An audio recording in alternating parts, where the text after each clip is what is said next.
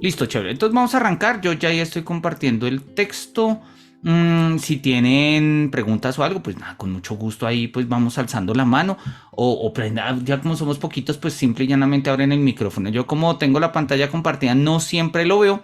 Pero bueno, vamos a arrancar. Vamos a arrancar con el siguiente de Absalmata. El último que habíamos leído es el de la otra prueba de la existencia de Dios y ahí pues hablamos un poco de hablamos de San Anselmo, de las pruebas de la existencia de Dios que vienen, digamos, por esa línea muy platónica que identifican a Dios como un ser bueno y pues mostramos cómo Kierkegaard en ese sentido se vincula con todos los post-hegelianos junto con Nietzsche, por ejemplo, y con Schopenhauer, por ejemplo, y abren la posibilidad de decir, oye, ¿y si el ser del mundo no es bueno? Y si no es como dice Plotino, que el ser es boniforme, si más bien como diría Schopenhauer, el ser es lo malo y Dios es maligno, porque en vez de que Dios me ama y me cuida, Dios me castiga, ¿no podríamos pensar eso? Es un pensamiento difícil que sobre todo después de Auschwitz, en particular en los textos de Hans Jonas, que es un filósofo judío, pues digamos van a tener muchísima relevancia, ¿no? Muchísima relevancia. La idea de pensar que Dios no es tan bueno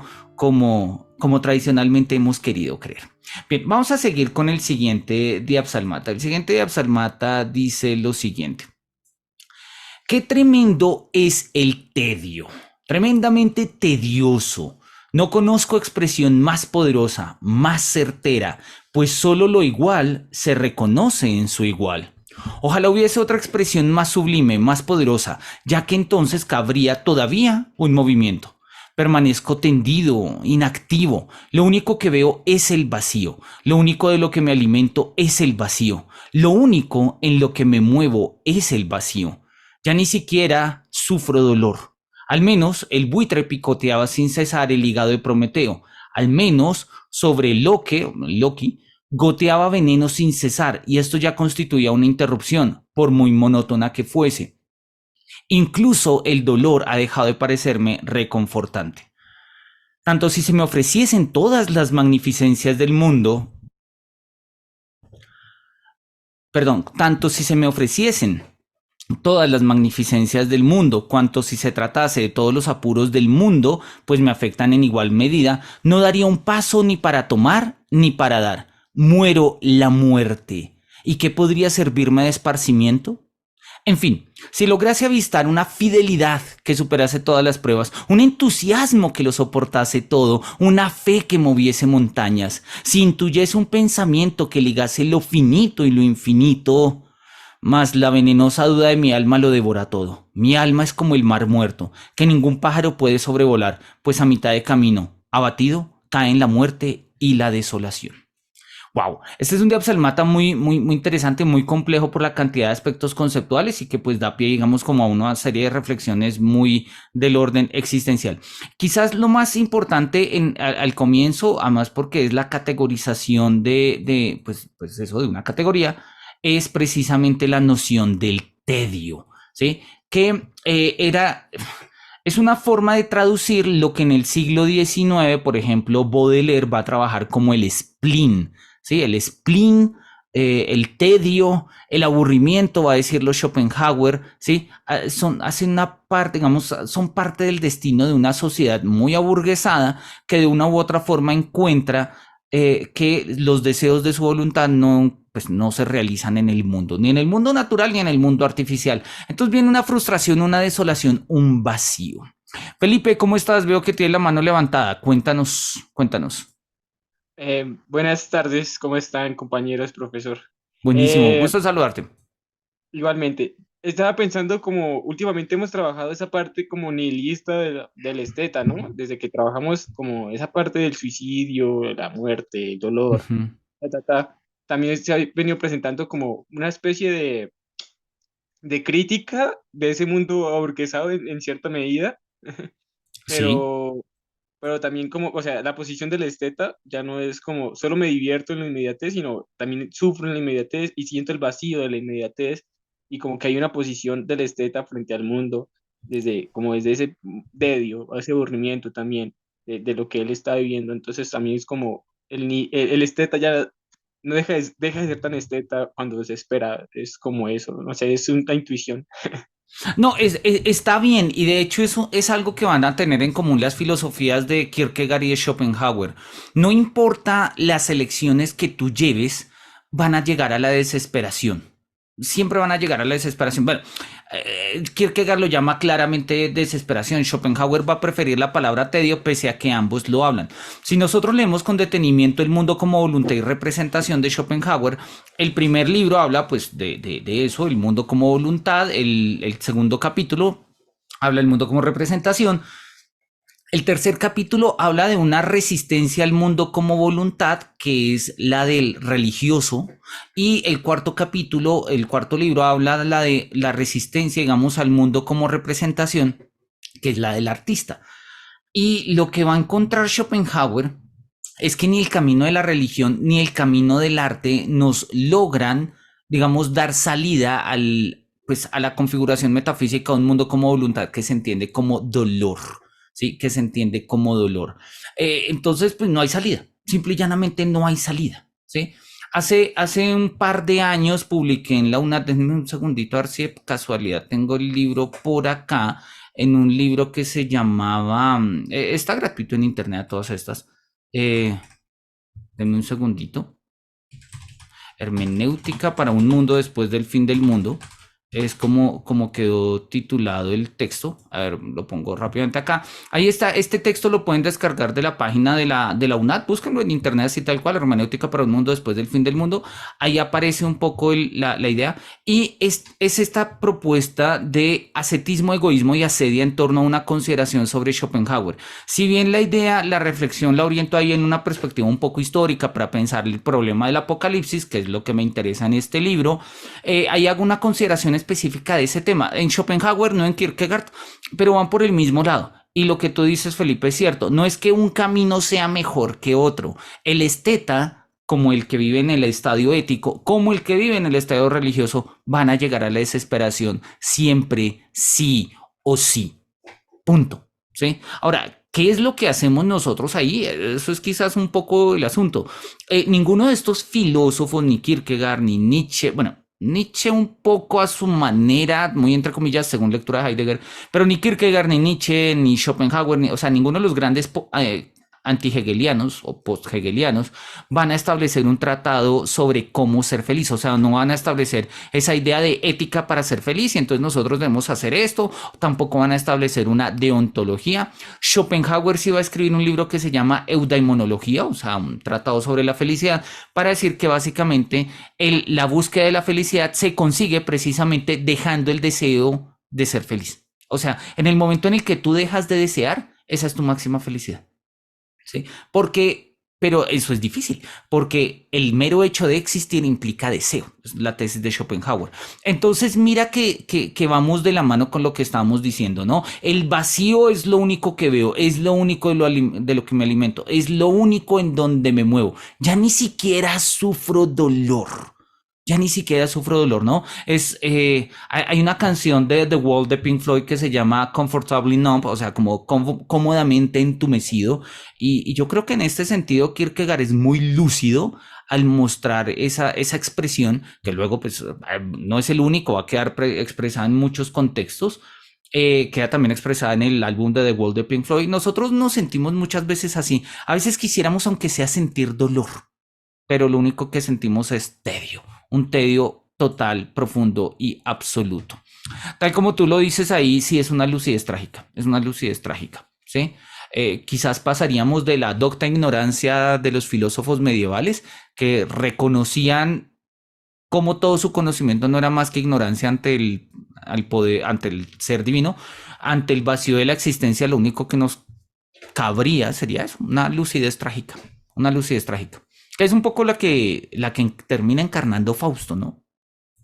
Bien, entonces acá lo tenemos, es una idea muy buena, sí, de hecho dice, mira, ni siquiera sufro dolor, ¿no? Prometeo sufría del dolor, Loki era castigado con una gota que le caía, Sísifo tiene que subir una piedra, etcétera, pero yo ya ni siquiera siento dolor, ¿sí? Entonces, ¿qué podría servirme de esparcimiento? O sea, ¿qué me podría entender? ¿Qué me podría entretener? Y él dice, mira, Si lograse avistar una fidelidad que superase todas las pruebas, un entusiasmo que lo soportase todo, una fe que moviese montañas, algo que me vinculara lo finito y lo infinito, quizás eso sí, pero la duda, ¿sí? Es venenosa, ¿sí? Y devora mi alma por completo, por completo. Hay un poema de Pablo Neruda a propósito de, no tengo ni idea qué referencia tenga con Kierkegaard, dame un segundito. A ver, lo buscamos. Que se llama, pero no lo tengo. No, acá está. Denme un segundito, trato de compartirlo. Hay un poema de Pablo Neruda que se llama Walking Around. Les voy a copiar esto acá en el chat por si quieren tenerlo ahí a la mano. Sí. Listo. Que dice, que trata justamente de eso que nos está diciendo Kierkegaard, ¿no? Entonces dice, sucede que me canso de ser hombre, sucede que entro en las sastrerías y en los cines, marchito, impenetrable, como un cisne de fieltro, navegando en un agua de origen y ceniza. El olor de las peluquerías me hace llorar a gritos. Solo quiero un descanso de piedras o de lana. Solo quiero no ver establecimientos ni jardines, ni mercaderías, ni anteojos, ni ascensores. Sucede que me canso de mis pies y mis uñas, y mi pelo y mi sombra. Sucede que me canso de ser hombre. Listo, esta es la forma del tedio. Esta es la forma del tedio, ¿no? Como lo vemos en Kierkegaard. Sucede que me aburro de todo, ya ni siquiera siento. Simple y llanamente es un aburrimiento. Y dice Kierkegaard, ¿qué me podría entretener? Oye, algo diferente, una fidelidad a prueba de todo, por ejemplo, algo que me uniera a lo finito y lo infinito. Eso sería interesante. Eso sería genial. Y dice Pablo Neruda, sin embargo, sería delicioso asustar a un notario con un lirio cortado o dar muerte a una monja con un golpe de orejas. Sería bello ir por las calles con un cuchillo verde y dando gritos hasta morir de frío. No quiero seguir siendo raíz en las tinieblas, vacilante, extendido, tiritando de sueño hacia abajo, en las tripas mojadas de la tierra, absorbiendo y pensando, comiendo cada día. No quiero para mí tantas desgracias, no quiero continuar de raíz y de tumba, de subterráneo solo, de bodega con muertos, aterido, muriéndome de pena. Por eso, el día lunes arde como el petróleo, cuando me ve llegar con mi cara de cárcel y aúlla en su transcurso como una rueda herida, y da pasos de sangre caliente hacia la noche, y me empuja a ciertos rincones, a ciertas casas húmedas, a hospitales donde los huesos salen por la ventana, a ciertas zapaterías con olor a vinagre, a calles espantosas como grietas.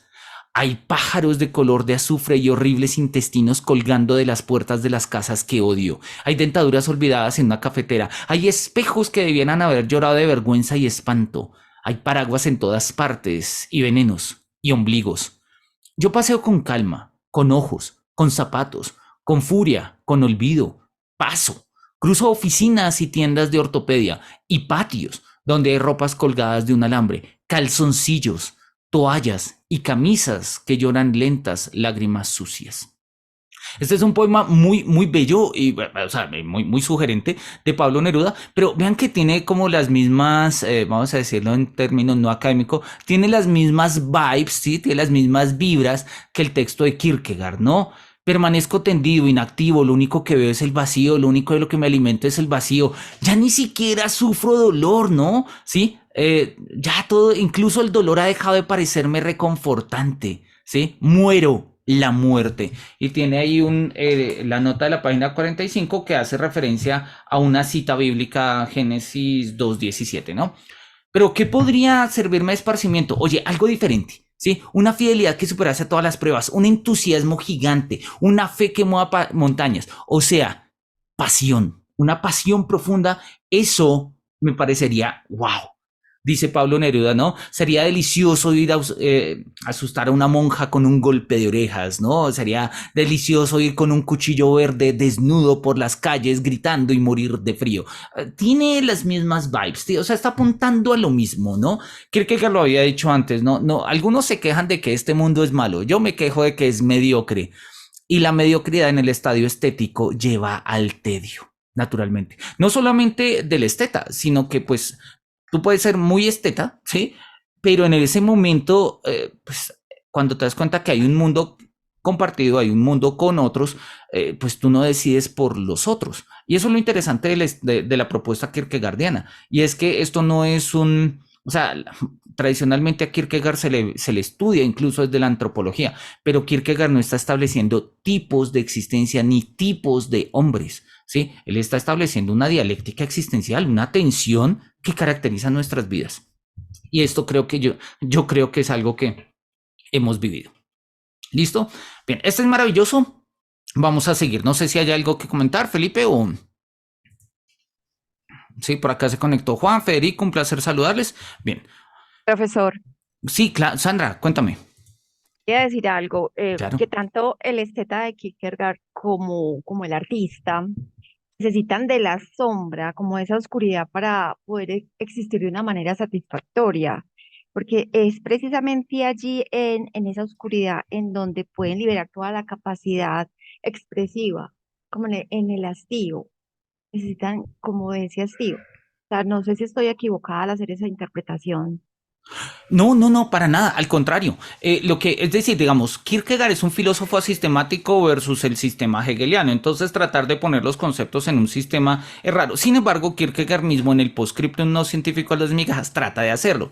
Y él dice, mira, a la base está la angustia, ¿sí? Está la angustia a la base. De hecho, hagamos el esquema así muy, muy rápido.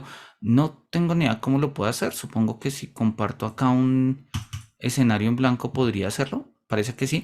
Entonces lo que Kierkegaard va a decir es, mira, está la angustia a la base. Esto es postscriptum no científico a las migajas. Es un texto que viene prácticamente casi 6 7 años después de los que estamos leyendo. Pero bueno, el de la angustia, que se define como la conciencia de la posibilidad ante la posibilidad, o sea, el vértigo de la posibilidad, ¿sí? Surgen como tres grandes posibilidades, ¿sí? Que es o lo uno o lo otro, o sea, una existencia estética caracterizada por la inmediatez o una existencia ética caracterizada por el compromiso y la mediación o una existencia religiosa que se caracteriza básicamente por un absurdo, donde nos saltamos las mediaciones y nos vinculamos a una relación extraña absoluta con lo absoluto. Sin embargo, y Kierkegaard lo sabe, todas estas tres van a terminar sí o sí en la desesperación.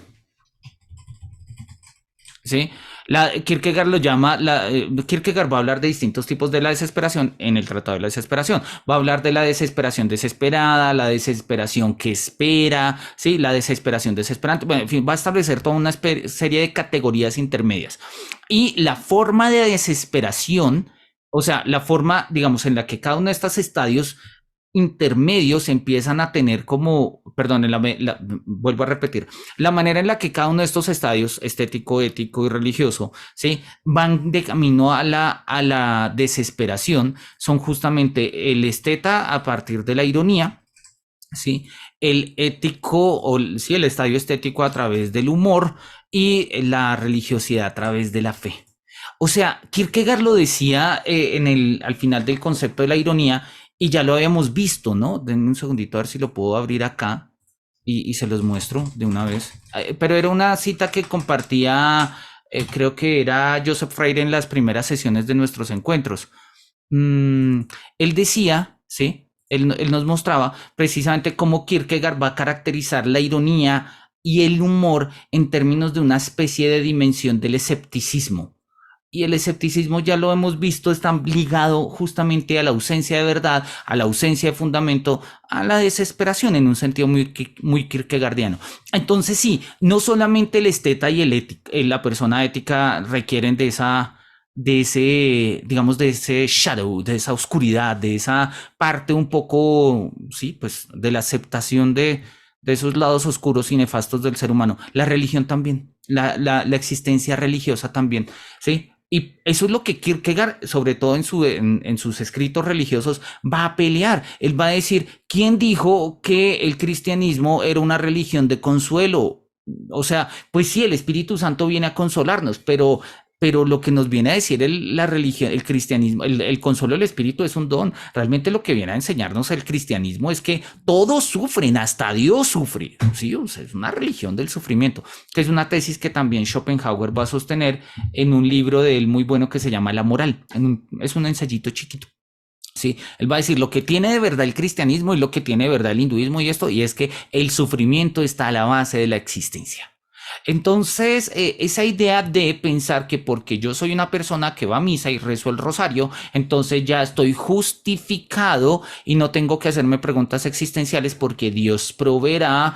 No, Dios no provee. Y el ejemplo es Abraham. Abraham estuvo a punto de matar a su hijo, o sea, ser el peor asesino, siendo que Dios le había hecho una promesa a partir de la fe.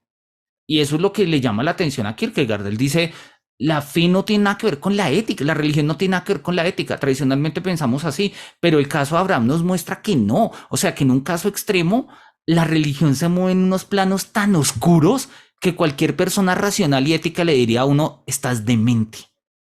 Y en su sana razón. Y sin embargo, hay una existencia religiosa que tiene una cantidad de significados ahí. Claro, nosotros hoy en día no matamos hijos, bueno, no falta y tales, pero en principio no. Sin embargo, pues tenemos ciertas prácticas que pues muestran justamente esa oscuridad. Entonces, eso que tú estás diciendo, Sandra, tiene pleno sentido. ¿Listo? No sé si con ello queda un poquito claro, o pues mejor dicho, como entre comillas, claro el esquema. Repito, esto de Kierkegaard no es que sea de, o sea, es Kierkegaard vuelto un esquema. Este esquema no me lo inventé yo, este esquema lo escribe Kierkegaard en el postscriptum no científico a las migajas filosóficas, que es un texto que Kierkegaard, a las migajas filosóficas, que es el texto que Kierkegaard quiso que fuese su gran texto académico, ¿no? Académico. Es bueno, es muy bueno, es completamente filosófico, es denso de leer, es duro, pero está lleno de ideas. Y de hecho es ahí en el postscriptum donde está la mejor categorización de la filosofía existencial de Kierkegaard. Ahí Kierkegaard define qué es existencia, porque la existencia no se puede reducir a un concepto. Digamos que establece todo un desarrollo categorial. Y él dice, mira, si tuviéramos que explicar esto como más o menos esquemáticamente, sería así. Pero ojo, no estamos hablando de conceptos, estamos hablando de existencias. Entonces no se trata de que esto sea un esquema que todos los seres humanos deben vivir, porque si no, no habríamos pasado más allá de Hegel. O sea, estaríamos en Hegel todavía, dando conceptos, diciendo esto es lo racional, todo lo racional es real, y si tú no vives así, pues es que no eres un ser humano. Kierkegaard dice, mira, esto es una forma, esto es un... Me gusta la forma como lo dice Dilthey, esto es una carta de navegación. ¿Sí? No estamos haciendo sistemas, pero necesitamos un esquema para caminar, para orientarnos. Y este es, que puede ser diferente, que lo podemos complementar, sí, pero para Kierkegaard el punto es clarísimo. Arrancamos de la angustia y terminamos en la desesperación. Bienvenidos a la existencia. Que si tengo en PDF, que Felipe. El texto del postscriptum no científico a las migajas filosóficas, para que nos comparta, por favor. De pronto. Ese sí no me acuerdo. Dame un segundito, ya miro. A ver si lo tengo. A ver.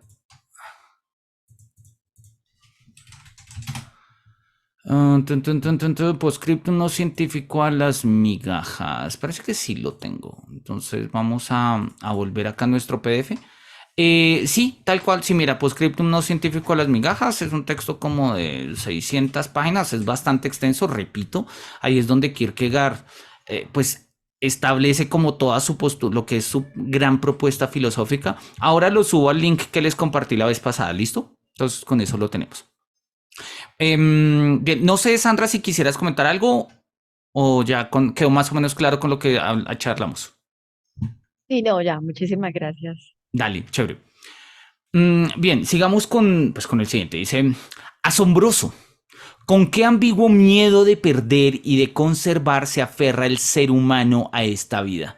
En alguna ocasión he pensado en dar un paso decisivo, en comparación con el cual todos los dados previamente solo serían chiquilladas, emprender el gran viaje de aventuras. Así como cuando se bota un barco, este es saludado con salvas de cañón, así me saludaría yo a mí mismo. Bien, muy bien. ¿Es valor lo que me falta? Si una piedra se desprendiese y me matase, estaría todo resuelto. ¡Wow! O sea, es Kierkegaard, ¿no? Dice, mira, asombroso, con qué ambiguo miedo de perder y de conservar se aferra el ser humano a esta vida, ¿no? Nos aferramos de maneras muy extrañas, ¿no? Con miedo de perder, pero al mismo tiempo con miedo de conservar. O sea, somos un nudo de nuestras propias contradicciones. Y él dice, mira, a veces me gustaría dar el paso decisivo, o sea, hacer el cambio radical en la vida, ¿sí? Aquel cambio que la mayoría de motivadores y coaches le dicen de, tú puedes cambiar tu realidad, y uno dice, sí, yo voy a cambiar mi realidad, a ver qué, pero pues ya no vivo en Cedritos, ahora vivo en Chapín, no, cambia tu realidad, vete a vivir a la India. Dice como, wow, sí, me voy al otro lado, y entonces uno mira, o sea, comparado con eso, todo lo demás no es más que chiquilladas. Sin embargo, o sea, ese gran viaje de aventura, una aventura existencial, algo que defina mi propia historia y redefina mi horizonte de existencia, ¿no? Y entonces así como cuando un barco va llegando se saludan con salvas, así me saludaría yo. Pero ¿por qué no lo hago? ¿Por qué no lo hago? ¿Es plata lo que me falta? ¿Es valor? ¿Es coraje? ¿Es moral? ¿Es confianza? ¿Es exceso de soledad? Se empieza a volver pesado, o sea, la invitación a cambiar la vida se vuelve tan maravillosa, ¿sí? Pero al mismo tiempo, esa misma interna contradicción que no nos deja hacerlo, pues nos duele, ¿sí? Nos duele. Y, dame un segundo. Ya, qué pena, es que estaba sonando ahí el celular. Listo. Entonces nos duele. Y dice, mira, si me cayese en este momento una piedra encima, todo estaría resuelto. Hay veces que uno, y es un pensamiento bastante común, ¿sí? Sobre todo desde una perspectiva muy existencial, asumir que si en este momento me muriese, todo estaría resuelto. O sea, lo mejor que me podría pasar en este momento sería morirme. Y uno dice, bueno, pero pues mátate. No es matarme, porque es que si me mato, la familia, mi mamá, o sea, esto se vuelve un bollo y eso no sería la mejor solución. No, morirme, de verdad, sí, o sea, se cayó una piedra y me cayó encima. Oye, pues triste el accidente, pero ¿qué puedo hacer? ¿Sí? Kierkegaard lo está poniendo en estos términos y repito, esta expresión es una expresión que más de una vez se ha escuchado, ¿sí? Y pues, se escucha muy constantemente.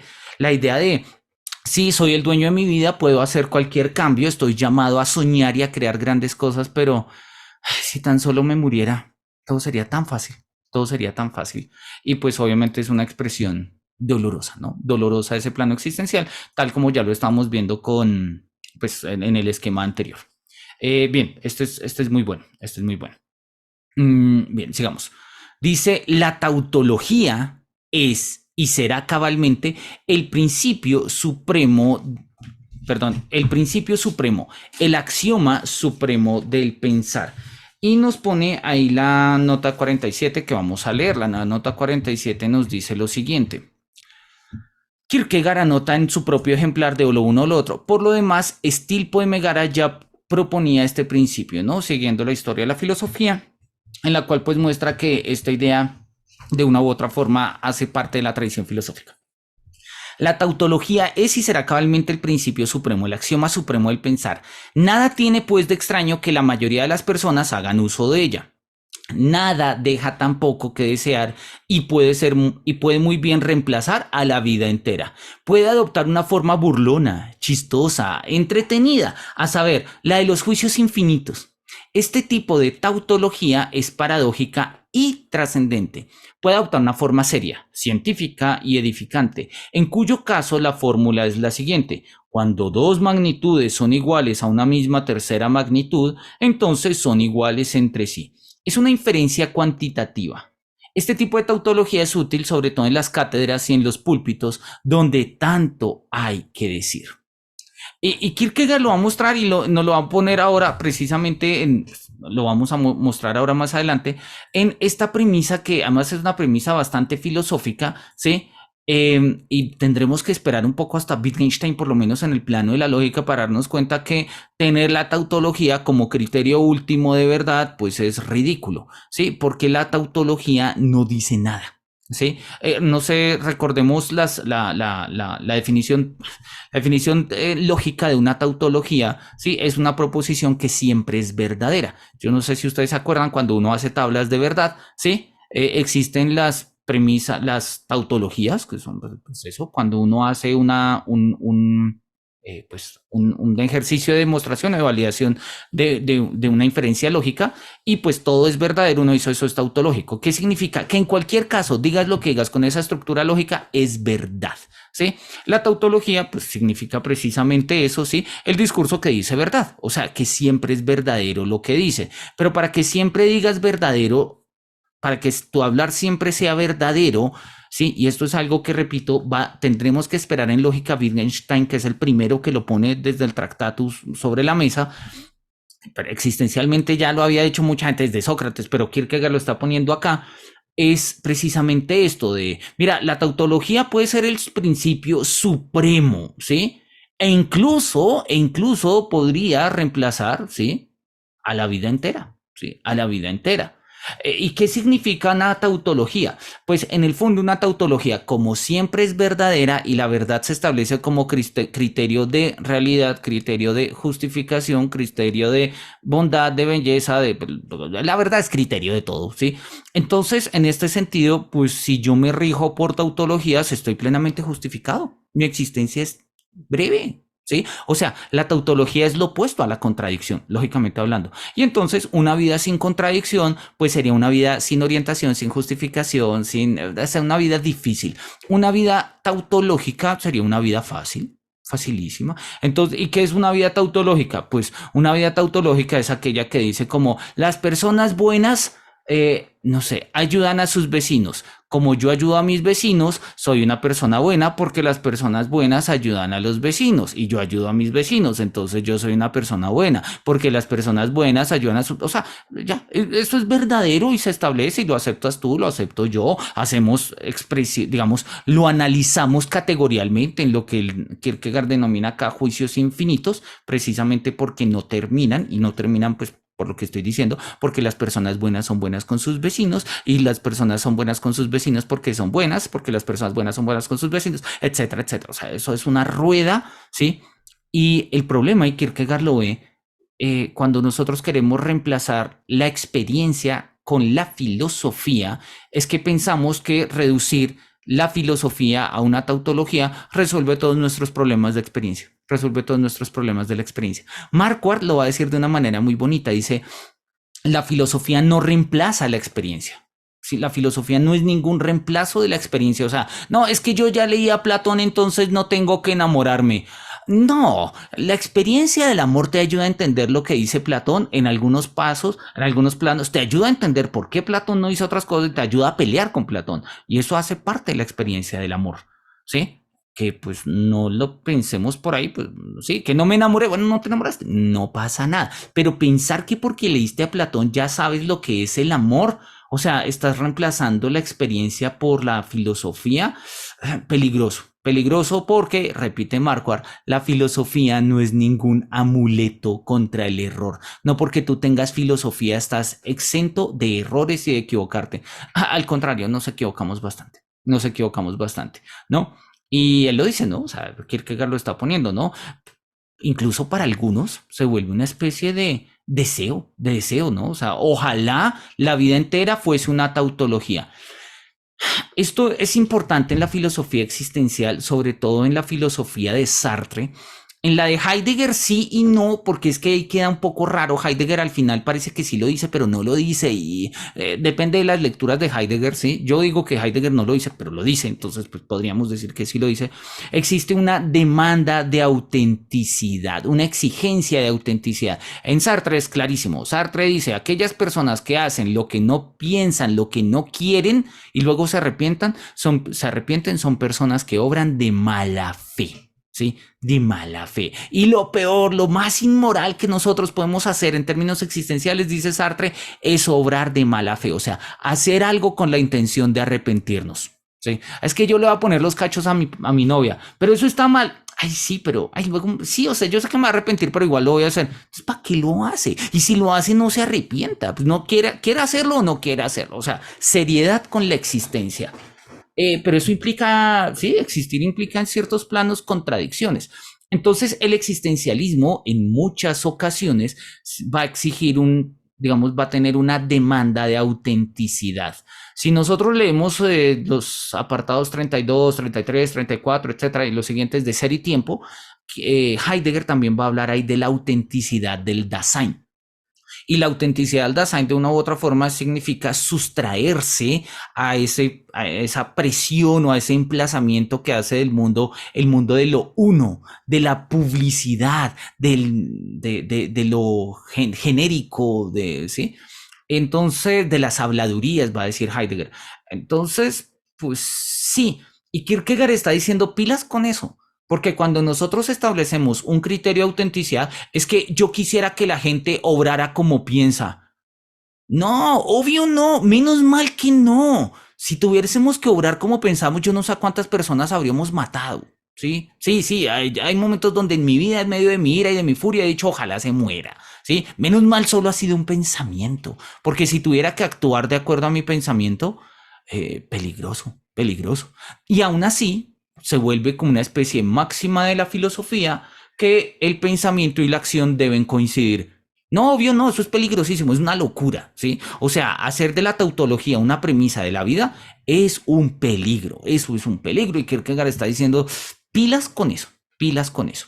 Y lo va a radicalizar en el siguiente Psalmata, precisamente mostrando cómo la existencia propia y su propia vida es una desproporción, una contradicción y unas cosas que no tienen nada de tautológico en el fondo. Bien, miremoslo. Dice, lo desproporcionado de mi constitución radica en que mis patas delanteras son demasiado pequeñas. Tal que la liebre de la Nueva Holanda dispongo de unas patas delanteras extremadamente pequeñas, pero de unas patas traseras infinitamente largas. Por regla general, estoy muy quieto en mi asiento. En cuanto me muevo, un desmedido salto causa consternación entre todos aquellos a los que me encuentro unido por medio de los delicados lazos del parentesco y de la amistad. Ya nos lo había dicho antes, ¿no? En una diapsalmata anterior, denme un segundito, él nos dice que... no me acuerdo en dónde está, déjenme, lo miramos, ¿sí? Kierkegaard lo pone en términos de lentes, ¿no? Dice, mira, sí, la forma en la que yo veo el mundo es como si tuviera dos lentes. Un lente que aumenta todo y otro que lo disminuye, ¿sí? Y pues de esa manera no puedo ver las cosas. Miremos, denme un segundito, miremos acá como... Creo que, mira, pues acá está, pues mira, precisamente. Mi contemplación de la vida carece por completo de sentido. Supongo que un espíritu maligno ha colocado un par de anteojos, ¿sí? Ha colocado un par de anteojos sobre mi nariz, una de cuyas lentes agranda en desmesura, mientras que la otra empequeñece en igual manera, ¿sí? Empequeñece en igual manera. Entonces, mientras que uno me agranda las cosas hasta el infinito, el otro me lo achica hasta el infinito. Y dice Kierkegaard lo mismo acá, pues poniendo otra expresión, ¿no? Dice, mis piernas delanteras son muy pequeñas y mis pequeñas traseras son infinitamente largas. Es un poco la misma idea. Ahora, esto tiene que ver un poco, cuenta los biógrafos de Kierkegaard, que Kierkegaard tenía una deformidad física importante, tenía una gran joroba, ¿sí? De hecho, hay un texto que se llama así, La joroba de Kierkegaard, es uno de los textos introductorios más importantes a la obra de Kierkegaard, además muy temprano, a mediados del siglo XX, y de Hacker, Theodor Hacker, creo que se llama el autor. Y los actuales biógrafos dicen que esa joroba le produjo que una pierna fuera más larga que la otra, ¿sí? O sea, Kierkegaard era jorobado y tenía una pierna más larga que la otra. O sea, Kierkegaard, digámoslo así, no era muy bonito, ¿sí? En términos pues, en términos, digamos, elementales de la presentación personal. Incluso otros van más allá, dicen que tenía voz chillona, según testimonio de la época, y que incluso el pelo de él no era muy liso, sino era más bien como áspero. Bueno, en fin, es también una forma caricaturesca de presentarlo. Kierkegaard mismo se sentía en esa desproporción, ¿sí? Y él dice, yo soy una desproporción física, ¿sí? Así como es como si tuviera un demonio que me hubiera puesto un lente que lo agranda todo y el otro que lo achica todo. Es como si tuviera las piernas delanteras o las patas delanteras demasiado pequeñas y las patas traseras demasiado largas, ¿sí? De tal manera que cuando me muevo, ¿sí? Es un salto desmedido, ¿sí? Que causa consternación en todos aquellos a los que me encuentro unido. Porque, es decir, Pues, ¿qué hace un ser que tiene las patas delanteras infinitamente chiquitas y las patas traseras infinitamente largas? Podríamos pensar un tiranosaurio rex, pero tiene las patas delanteras chiquitas. Pues es eso, es desproporción. Y el más mínimo movimiento, pues genera alteración. Dice, ¿qué le pasa a este hombre? Ah, no, se está moviendo. Sí, algo así. Algo así es lo que está mostrando Kierkegaard, ¿sí? Dice, me siento de esta manera. Me siento de esta manera. Bien, vamos a pasar al siguiente. Este es uno de los más famosos y de los más interesantes diapsalmatas, entre otras cosas, porque es quizás uno de los, pues, porque le va a dar nombre, en el fondo es el diapsalmata que le va a dar nombre al libro. O lo uno o lo otro, un discurso extático, ¿sí? Extático, o sea, la palabra éxtasis, de donde viene la palabra extático, etimológicamente hablando, quiere decir fuera de sí. Ex, para afuera, ex significa afuera, ¿sí? Bueno, hoy en día lo decimos para anterior, ¿sí? Mi ex, pero ex significa tradicionalmente afuera. Y estáticos, ¿sí? Estasis, quiere decir estado, ¿sí? Entonces, un extático significa un estado exterior, algo que hace parte de lo que es afuera y no de lo que está adentro, ¿sí? Que es un poco lo que pasa cuando una persona entra en éxtasis por, pues, no sé, por aspectos religiosos o místicos, ¿sí? Es como de una u otra forma el tipo no está, o sea, por fuera hay una ruptura entre lo que es su afuera y su adentro. Claro, Felipe, eso tiene que ver con pensar la disyunción, pero no pensar la disyunción en términos dialécticos como la Aufhebung hegeliana, sino pues, en otros términos. En otros términos. Miremos cómo lo pone. Y acá, Sandra, va a tener más sentido lo que habíamos dicho de la desesperación. Cásate, te arrepentirás. No te cases, también te arrepentirás. Te cases o no te cases, en ambos casos te arrepentirás. O bien te casas o bien no te casas. En ambos casos te arrepientes. Ríete de las locuras del mundo, te arrepentirás. Llora por ellas, también te arrepentirás. Te rías de las locuras del mundo o llores por ellas, en ambos casos te arrepentirás. O bien te ríes de las locuras del mundo o bien lloras por ellas. En ambos casos te arrepientes. Confía en una joven, te arrepentirás. No confíes en ella, también te arrepentirás. Confíes o no confíes en una joven, en ambos casos te arrepentirás. O bien confías en una joven o bien no confías en ella, o lo uno o lo otro. En ambos casos acabarás arrepintiéndote. Cuélgate, te arrepentirás. No te cuelgues, también te arrepentirás. Te cuelgues o no te cuelgues, en ambos casos te arrepentirás. O bien te cuelgas o bien no te cuelgas. En ambos casos acabas arrepintiéndote. Esto, señores míos, es la quinta esencia de toda sabiduría. Y es una premisa que Kierkegaard tiene bastante clara y la va a poner incluso en el contexto del estadio ético e incluso en el contexto del estadio religioso. Y por eso hemos mostrado el esquema. No importa qué estadio existencial tengamos, la existencia colinda con la desesperación por la propia, comillas, naturaleza del existir mismo. Es decir, ahora, así que la pregunta de existir es ¿qué hago cuando me desespero? Que es la misma pregunta de Schopenhauer de ¿qué hago cuando me doy cuenta que el mundo es voluntad y que la voluntad es sufrimiento? ¿Sí? No se trata, de establecer una deontología de, tú deberías hacer esto, tú deberías hacer esto. Tampoco es un progreso. No, es que cuando somos adolescentes, hedonistas y egoístas, somos estetas. Luego somos personas decentes y profesionales y nos volvemos éticos. Y al final ya somos personas religiosas porque rezamos el rosario y vamos a misa. Y no, Kierkegaard no es Comte. Kierkegaard no está poniendo estadios de existencia como estadios de forma humana. Pese a que, repito, esa es la lectura tradicional que se presenta en cualquier teoría o en cualquier tratado de filosofía o historia de la filosofía. La propuesta de Kierkegaard es eso. O sea, es o lo uno o lo otro, igual te vas a arrepentir, Estudia filosofía, te arrepentirás. No estudias filosofía, igual te vas a arrepentir. O estudias filosofía o no estudias filosofía. En cualquier caso, te vas a arrepentir. No importa lo que hagas, te vas a arrepentir. ¿Sí? Entonces creo que eso queda un poco ahí claro, ¿no? No es que yo únicamente en instantes contados lo contemple todo a eterno modo, o sea, desde una perspectiva eterna, como dice Spinoza, sino que yo soy siempre eterno modo. Muchos creen también que lo son cuando, habiendo hecho o lo uno o lo otro, unen o median dichos opuestos. Pero esto es un malentendido, ya que la verdadera eternidad no yace tras un tal o bien, sino delante de este. Por ello, su eternidad no será más que una dolorosa sucesión temporal, pues deberán rumiar un arrepentimiento doble. Mi ciencia es fácil de captar, puesto que solo dispongo de un axioma del que ni siquiera parto. Es preciso distinguir entre la subsiguiente dialéctica del o bien, o sea, de lo uno o lo otro, y lo externo que aquí se insinúa.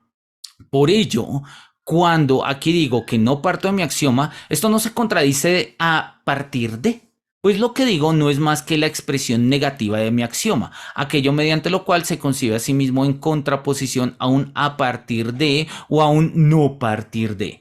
No parto de mi axioma, ya que si partiese de él me arrepentiría. Y si no partiese de él, también me arrepentiría.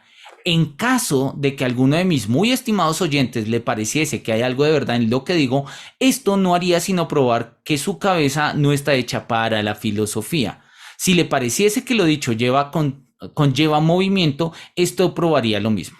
Para aquellos oyentes que, en cambio, están en condiciones de seguirme a pensar de que no realizo el más mínimo movimiento, desarrollaré ahora la eterna verdad en virtud de la cual esta filosofía permanece en sí misma y no asume nada superior. Si yo partiese de mi axioma, ya nunca podría detenerme, pues si no me detuviese, me arrepentiría. Y si me detuviese, también me arrepentiría, etc. Ahora, en cambio, como nunca parto, siempre puedo detenerme, pues mi eterna partida es mi eterna detención. Esto claramente es una pelea contra Hegel, ¿no? Porque Hegel asumía que, y de hecho ese es el sistema de Hegel, si nosotros aceptamos los principios de Hegel, o sea, si nosotros aceptamos la estructura dialéctica de la realidad tal como aparece en la ciencia de la lógica, tenemos que terminar en el espíritu absoluto sí o sí. La filosofía de Hegel es muy compacta y muy cerrada en sí misma. Es un sistema, tiene un montón de baches, sí, pero funciona, como sistema funciona, ¿sí? Y precisamente digamos que esto es como la pelea que Kierkegaard le está mostrando, ¿no? La experiencia ha mostrado que comenzar no es en modo alguno tan difícil para la filosofía, ni mucho menos. Y es que comienza con nada, y así puede siempre comenzar. En cambio, aquello que resulta difícil a la filosofía y a los filósofos es detenerse. Esto me encanta, ¿sí? A veces no es difícil hacer filosofía, a veces quizás lo difícil es callarse. O sea, a veces lo difícil no es escribir filosofía, sino dejar de hacerlo para pensar. A veces lo difícil no es hablar de filosofía, sino callarse, ¿sí? A veces lo difícil es, ¿sí? Precisamente tiene que ver con el detenerse. Incluso esta dificultad he evitado, pues si alguien pensase que cuando ahora me detengo, realmente me detengo, mostraría que no tiene un concepto de lo especulativo, que es Hegel, ¿no? Lo cierto es que no me detengo ahora, sino que me detuve cuando comencé. Mi filosofía goza, por tanto, de la admirable cualidad de ser breve y de ser irrefutable, pues si alguien me contradijese, osaría sin duda sentirme en el derecho de declararlo insensato. El filósofo es siempre a eterno modo y no goza como el bienaventurado síntesis solo de unas pocas horas vividas para la eternidad. Vamos a leer todas las notas que tenemos acá. Tenemos de la nota 49 a la 54 y vamos a leerlas pues porque son unas aclaraciones ahí interesantes y de hecho pues vamos a mirarlas, ¿no? 49 dice acá. En un borrador correspondiente a esta serie de fragmentos se escribe Kierkegaard o es un talismán con el que uno puede aniquilar el mundo entero, ¿sí? Vean la lucidez que tiene Kierkegaard. La idea, y lo decíamos hace un rato con Felipe y con Sandra, la idea del o lo uno o lo otro tiene un nihilismo fuerte a la base, ¿sí? O sea, puede acabar con la realidad misma. ¿Sí? La frase o, dice más adelante, es un pequeño puñal de doble filo que llevo conmigo y con el que puedo asesinar la realidad entera. ¿Sí? O sea, Kierkegaard también se está haciendo las preguntas en torno al nihilismo. Tradicionalmente cuando hablamos de nihilismo hablamos de Nietzsche, pues porque Nietzsche habla de nihilismo y tiene pleno sentido. Sin embargo, la el problema del nihilismo viene de tiempo atrás. Jacobi, en una carta que se llama Carta Fichte, ¿sí? Es el primer filósofo que en el contexto del mundo moderno pues pone el problema precisamente del nihilismo, ¿no? Denme un segundito, creo que la tengo acá a la mano. Traducción, presentación, carta de Jacobi a Fichte sobre el nihilismo, ¿sí? Es una carta de 1700, no me acuerdo cuánto, a ver, sí, 1800, en la revelación, bueno, es una carta que Jacobi le escribe en 1799, o sea, estamos hablando de casi 50 años antes de Kierkegaard, ¿sí? Jacobi le escribe una carta a Fichte donde le pregunta cuál es la relación del idealismo sobre el nihilismo. Es una carta muy sugerente porque Jacobi está viendo que el destino del idealismo es el nihilismo. Claro, lo dice de manera bonita, dice, maestro, usted es el que sabe, porque Jacobi era un comerciante que le fue muy bien, tenía mucha plata, y digamos, fue una persona que vivió en el momento correcto con los medios correctos, ¿no? Entonces, tenía buena plata, le gustaba la filosofía, entonces se codeaba de tú a tú con los grandes filósofos, pero no era filósofo.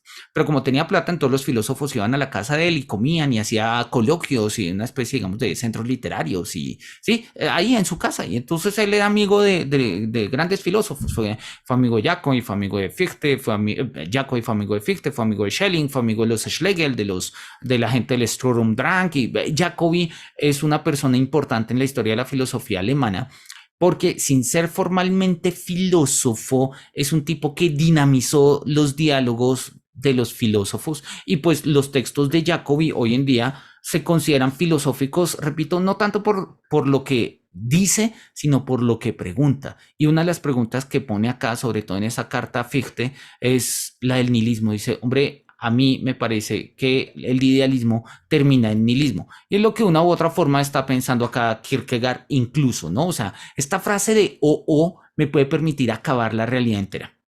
Lo que digo es o es esto o es aquello. Si en la vida hay algo que no es esto o aquello, entonces no es en absoluto. Y esa es la tesis hegeliana fundamental del en sí y del para sí. ¿Sí? Bueno, ahí pone ahí confrontar la cita, el laberinto viaje. Confrontar la obra de El laberinto viaja a través de Dinamarca, Alemania, Francia y Suiza en Jens Begensens Daxe, no tengo ni idea cómo suena esto, está en danés, donde el personaje principal afirma, nada me resulta más incomprensible que el hecho de que diferentes filósofos que en casi todas las demás cosas se contradicen el uno al otro, concuerden en afirmar que nada asusta a la naturaleza ni subleva a la razón tanto como la inexistencia. ¿Sí? Quizás, o sea, los filósofos nos contradecimos, pero estamos de acuerdo en asumir y en aceptar que lo más raro es hablar de lo que no existe. Ya, desde Parménides, ¿no? Parménides dice que hablar del no ser es raro y que se necesitarían tener dos cabezas para una que piense el ser y otra el no ser, pero esa vaina es muy rara.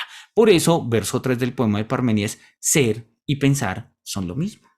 Y lo mismo le ocurre a Hegel, ¿no? Hegel termina, pese a que habla de la nada y la nada es nada, pura nada, nada más que nada, pues coincide con el ser, solo ser y nada más que ser, dicen la ciencia de la lógica. Por eso, pues, todo lo real es racional. Volvemos a esta premisa con claros ecos parmenides. A decir verdad, me parece que en esta aserción se insinúa una cierta jactancia, pues es inverosímil que tantos hombres eruditos e ingeniosos se equivoquen respecto de lo que realmente concierne a este o, y que, como suele decirse, estén en las nubes. El miedo y el horror a la inexistencia tiene, a mi juicio, mucho de parecido al asco y al temor que algunas de nuestras distinguidas señoras sienten por las moscas, las rosas, el azafrán, los hombres y cualquier otra cosa. Temor que, por lo general, solo se manifiesta en sociedad y desaparece cuando se quedan a solas con el objeto en relación de intimidad y confidencia. Queda muy bien desmayarse, en particular cuando uno no puede prever de qué manera va a caer y se considera que estremecerse por nada es algo especial, profundo y metafísico. Yo, que no soy ni especial, ni profundo, ni sobrenatural y que tampoco apuesto a parecerlo, admito francamente que no me asusta nada. Y acá pues obviamente más adelante nos va a hacer la referencia en el 53 a la noción hegeliana de la nada. Ahorita miramos los otros, pero es que esta está relacionada. 53. Alusión a la lógica hegeliana en cuyo contexto el ser abstracto y sin determinaciones es el mismo tiempo ente y nada, ¿sí? Cuando nosotros miramos la ciencia de la lógica, quienes vimos los cursos de ontología, pues precisamente arrancábamos por ahí. Hegel dice, precisamente, el ser puro ser, nada más que ser, y la nada, pura nada y nada más que nada, pues son lo mismo, pues son lo mismo, ¿no? Miremos cómo lo dice Hegel acá en la ciencia de la lógica. A ver, miremos. Vamos, acá está, este es el estudio preliminar, vamos un poquito más adelante. El estudio preliminar de Félix Duque de esta versión, que es la versión de Abada, es bastante sugerente, es muy bueno. Pues si algún día tienen la oportunidad de echarle una mirada, háganlo. Y acá está pues la ciencia de la lógica, ¿no? Está el prólogo de la primera versión, de la segunda versión. Y empieza Hegel diciendo, bueno, su introducción que es muy bonita, es una de las introducciones, además es de las pocas veces que Hegel habla con relativa claridad, ¿no? Y empieza a hablarnos acá de el primer libro, El Ser. Y nos dice Hegel lo siguiente. División general del ser, acá está, el ser. Dice Hegel, ser, puro ser, ser sin ninguna determinación ulterior, dentro de su inmediatez indeterminada. Él es solamente igual a sí mismo, sin ser tampoco desigual frente a otro. No tiene ninguna diversidad en su interior, ni tampoco hacia afuera. Porque una determinación o contenido, cualquiera que fuere puesto como diferente de él, o por el cual fuere puesto como diferente de un otro, dejaría de estar firmemente mantenido en su pureza. Él es la indeterminidad y vacuidad puras. ¿Sí? O sea, el ser sin indeterminación, el ser indeterminado, completamente ser, sin ninguna determinación. Dentro de él nada hay que intuir. Sí puede hablarse acá de intuición. O bien él es solo este puro vacío intuir mismo. Tampoco hay algo que pensar dentro de él. O bien él es justamente este vacío pensar, ¿no? El ser, lo inmediato indeterminado, no es de hecho nada, ni más ni menos que nada. Luego viene B, nada. Nada, la pura nada. Ella es siempre igualdad consigo misma, perfecta vaciedad, carencia de determinación y contenido, indiferencialidad dentro de ella misma. En la medida en que pueden mencionarse aquí intuir y pensar, vale entonces como diferencia que algo o que nada sea intuido o pensado. Nada intuir o nada pensar tiene pues una significación. Nada es, nada hay dentro de nuestro intuir o pensar. O más bien, ella es el vacío intuir y pensar mismos, y el mismo vacío intuir pensar que el puro ser. Nada es con esto la misma determinación, o más bien carencia de determinación, y por ende, en general, lo mismo que el puro ser es. O sea, para Hegel, la pura nada y el ser nada, la pura nada y el ser indeterminado son lo mismo, coinciden. Y uno dice, a ver, Schopenhauer en el arte de insultar va a decir, mira, un filósofo que diga que el ser y la nada es lo mismo hay que mandarlo al manicomio, completamente, o sea, ¿sí? Miremos a ver si tengo acá la cita de Schopenhauer a la mano, no, tal vez la tenga o no, miremos, no lo tengo. Luego buscamos el arte de insultar. En el arte de insultar de Schopenhauer, ¿sí? Pues Schopenhauer habla precisamente en esos términos, dice, mira, un filósofo que dice que el ser y la nada son lo mismo hay que mandarlo al manicomio, este man no puede estar dando clases de filosofía. La propuesta de Hegel, digamos, necesitamos un poco más de tiempo para explicarla en su complejidad, pero vamos a decirlo de manera breve. Lo que está pensando Hegel es lo siguiente, mira, cuando tú me hablas del ser, puro ser y nada más que ser, sin ninguna otra determinación que ser, o sea, el ser indeterminado, ¿sí? Pues precisamente me estás hablando de un ser que no es lugar, que no es tiempo, que no es espacio, que no ocupa un cuerpo, que no es espíritu, que no tiene categorías mensurables, tampoco ni cuantitativas ni cualitativas. O sea, me estás negando cualquier determinación de ser porque es un ser indeterminado. O sea, el ser indeterminado es el conjunto de todas las indeterminaciones y la totalidad de las indeterminaciones pues es la nada. ¿Por qué? ¿Qué es la nada? Pues precisamente aquello que no es. ¿Sí? Y Kierkegaard adopta esta referencia precisamente, y acá es donde la está explicando, ¿no? Ser abstracto, o sea, el ser sin determinar, es al mismo tiempo la nada, ¿sí? Por ello, para Hegel, el ser que existe es siempre el ser determinado, el ser en devenir, el ser que va cambiando, que va llegando a ser, ¿sí? Pensar el ser, puro ser, sin nada más, sin ninguna otra determinación que ser, pues, o sea, el ser abstracto, el ser separado de todo, pues es lo mismo que la nada, estás pensando la indeterminación. Pues de hecho lo dices, el ser indeterminado, o sea, no determinado ni por el espacio, ni por el tiempo, ni por las categorías cuantitativas, ni cualitativas, ni nada, sino el ser indeterminado, pues me estás pensando la indeterminación y pensar la indeterminación es pensar la nada. O sea, pensar el ser indeterminado, que era el gran sueño de la ontología clásica, es pensar la nada. O sea, no estamos pensando nada en realidad, ¿no? En su recensión del sistema lógico de Hegel, el filósofo danés Johann Ludwig Heidelberg observa que el comienzo de dicho sistema se caracteriza justamente por la falta de contenido y la abstracción de sus categorías, ¿no? Entonces volvamos al texto de Kierkegaard y ya vamos más o menos entendiendo qué es lo que está diciendo, ¿no? Te casas, te arrepentirás. No te casas, también te arrepentirás. Si el ser y la nada son lo mismo, ¿sí? Eso tiene sentido en la ontología hegeliana, no más allá de la ontología hegeliana, pero Kierkegaard, de manera irónica, descontextualiza las premisas hegelianas precisamente para mostrar su limitación. Irónicamente, sí, irónicamente, ¿sí? Mostrando precisamente cómo lo difícil de los filósofos es establecer, o sea, es detenerse, es establecer un hasta aquí llego, hasta aquí llego, ¿sí? Es lo difícil de la filosofía moderna es reconocer la finitud y por eso la filosofía contemporánea nace con el reconocimiento de la finitud. La finitud es justamente saber dónde detenerse, ¿no? La referencia a la nada la tenemos acá, ¿no? O sea, pues la decía Kierkegaard acá. La experiencia ha mostrado que comenzar no es en modo alguno tan difícil para la filosofía, ni mucho menos, pues es que comienza con nada.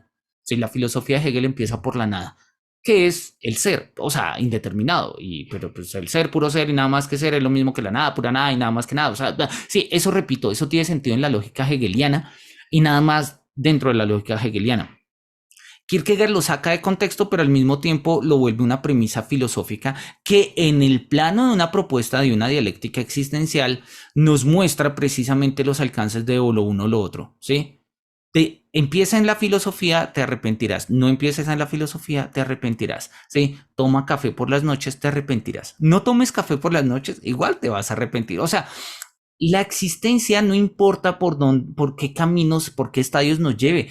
El existir implica afrontarnos a la desesperación, bien sea en el plano de la estética, bien sea en el plano de la ética, bien sea en el plano de la religión o incluso en otros planos, ¿sí? Si decimos que no nos gustan estas tres denominaciones, cambiémosle el nombre, pongamos 4 estadios, 10 estadios. El punto es que existir y preguntarse por lo que significa esa existencia lleva a la desesperación, sí o sí, sí o sí.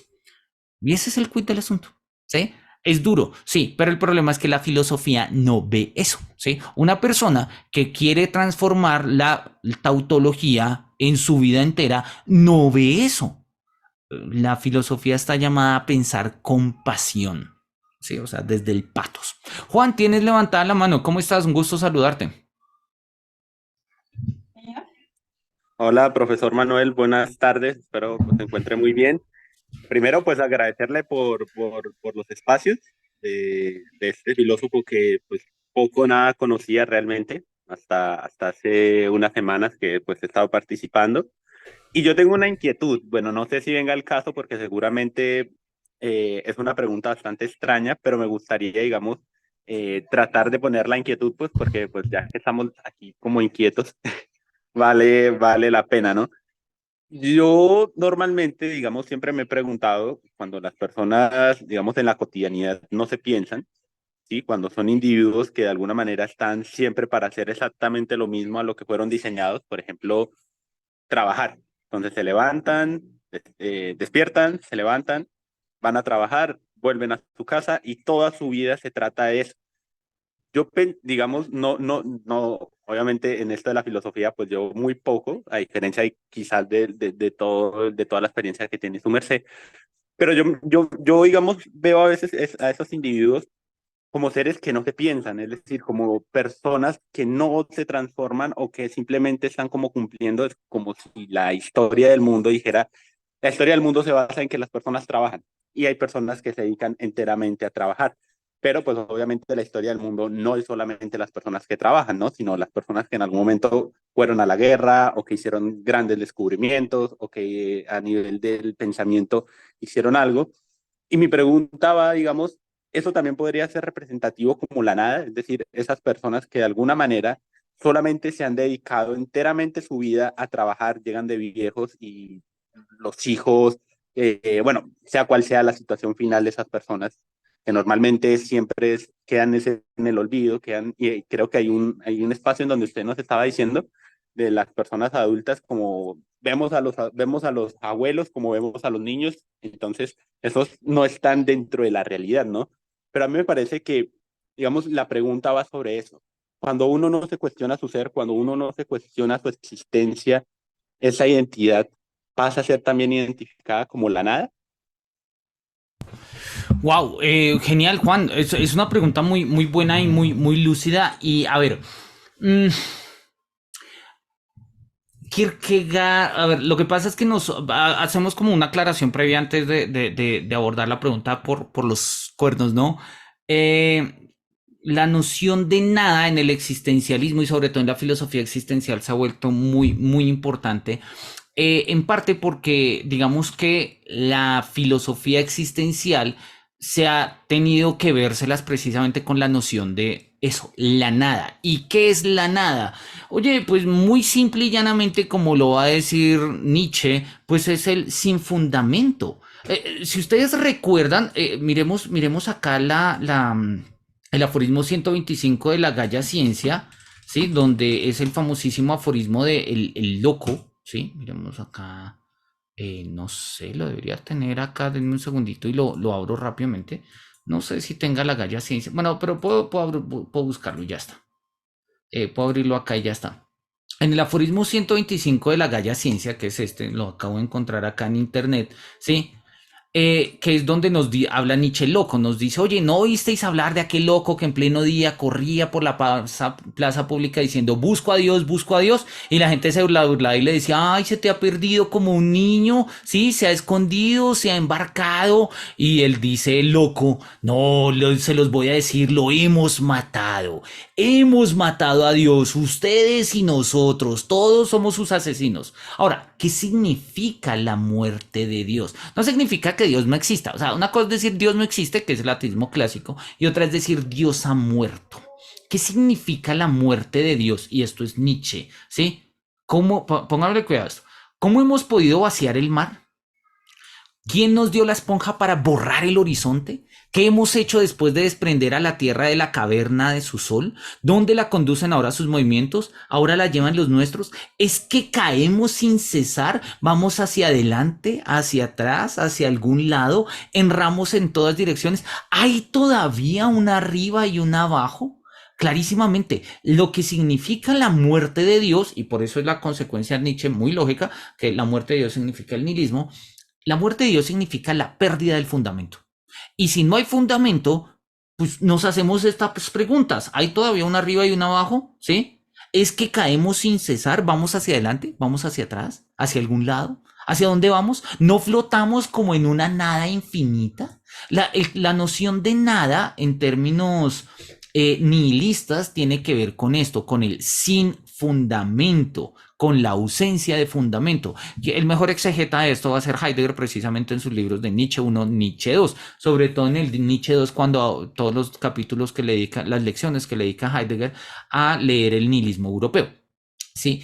Y lo que nos va a decir Heidegger, pues coincide precisamente con esto. La noción que tiene Kierkegaard de nada no es tan compleja como la que tiene Nietzsche y como la que va a tener la filosofía existencial posterior. Camus, Sartre, el mismo Jaspers, cuando hablen de la nada, van a hablar de la nada en términos muy nietzscheanos, muy de este nihilismo, ¿no? La propuesta de Kierkegaard, digamos, está muy enmarcada en el plano hegeliano, ¿sí? Entonces no tiene esa carga tan profundamente existencial que nosotros podríamos darle. Pero como lo habíamos visto hace un par de sesiones y vale la pena volver precisamente para mencionar esto, dice Kierkegaard que precisamente él se hace la pregunta, bueno, ¿cuál es el sentido de la vida? ¿No? ¿Cuál es el sentido de la vida? Y él dice, me parece que el sentido de la vida es un poco extraño, ¿sí? Cuando de la vida se trata o de trabajar o de consumir, ¿sí? Dice, si la vida, denme un segundito, no recordemos dónde está acá el... Está un poquito más adelante.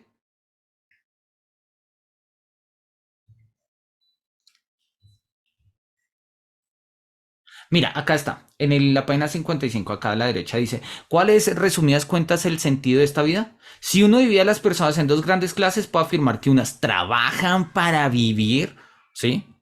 O sea, producción, mientras que las otras no tienen esa necesidad. Ahora bien, trabajar para vivir no puede ser el sentido de la vida. O sea, pensar que el sentido de la vida es producir no es muy claro, ¿sí? La vida del resto tampoco goza en general de ningún sentido, salvo el de consumir las condiciones. Si así lo prefiere, uno puede decir que el sentido de la vida es morir, pero esto tampoco, también me parece una contradicción. Entonces Kierkegaard lo decía ahí. Si el sentido de la vida es trabajar, trabajar para producir, es ridículo. Pero decir que la vida es consumir, también es ridículo. El sentido de la vida es consumir, también es ridículo. Entonces, no, pues me muero. Sí, pero eso también es un contrasentido. O sea, trabajes, te arrepentirás. Si no trabajas, también te arrepentirás. ¿Sí? Gana riquezas para no tener que trabajar, te arrepentirás. ¿Sí? Gana riquezas y aún así sigue trabajando, también te arrepentirás. ¿Sí? Desea vivir, te arrepentirás. Desea morir, también te vas a arrepentir. O sea, al final de cuentas, lo único que te queda de esto es un arrepentimiento. Kierkegaard no llega a estas profundidades metafísicas, tal como lo llama Heidegger respecto a Nietzsche, esta metafísica de la voluntad de poder, para encontrar en el nihilismo, o sea, en este sin fundamento, como este gran vértigo, ¿no? No obstante, nos habla de desesperación, nos habla de tedio, nos habla de angustia, y en el fondo, las tres, desesperación, tedio y angustia, sí están sobre la base de algo que no logramos fundamentar, de algo que no logramos fundamentar por completo. Y en tanto que no lo logramos fundamentar por completo, pues como que se nos desmorona, como que se nos cae, ¿no? Como que definitivamente no logramos aferrarnos y hacer, digamos, captar muy bien, pues como anclarnos, encontrar un fundamento consolidado.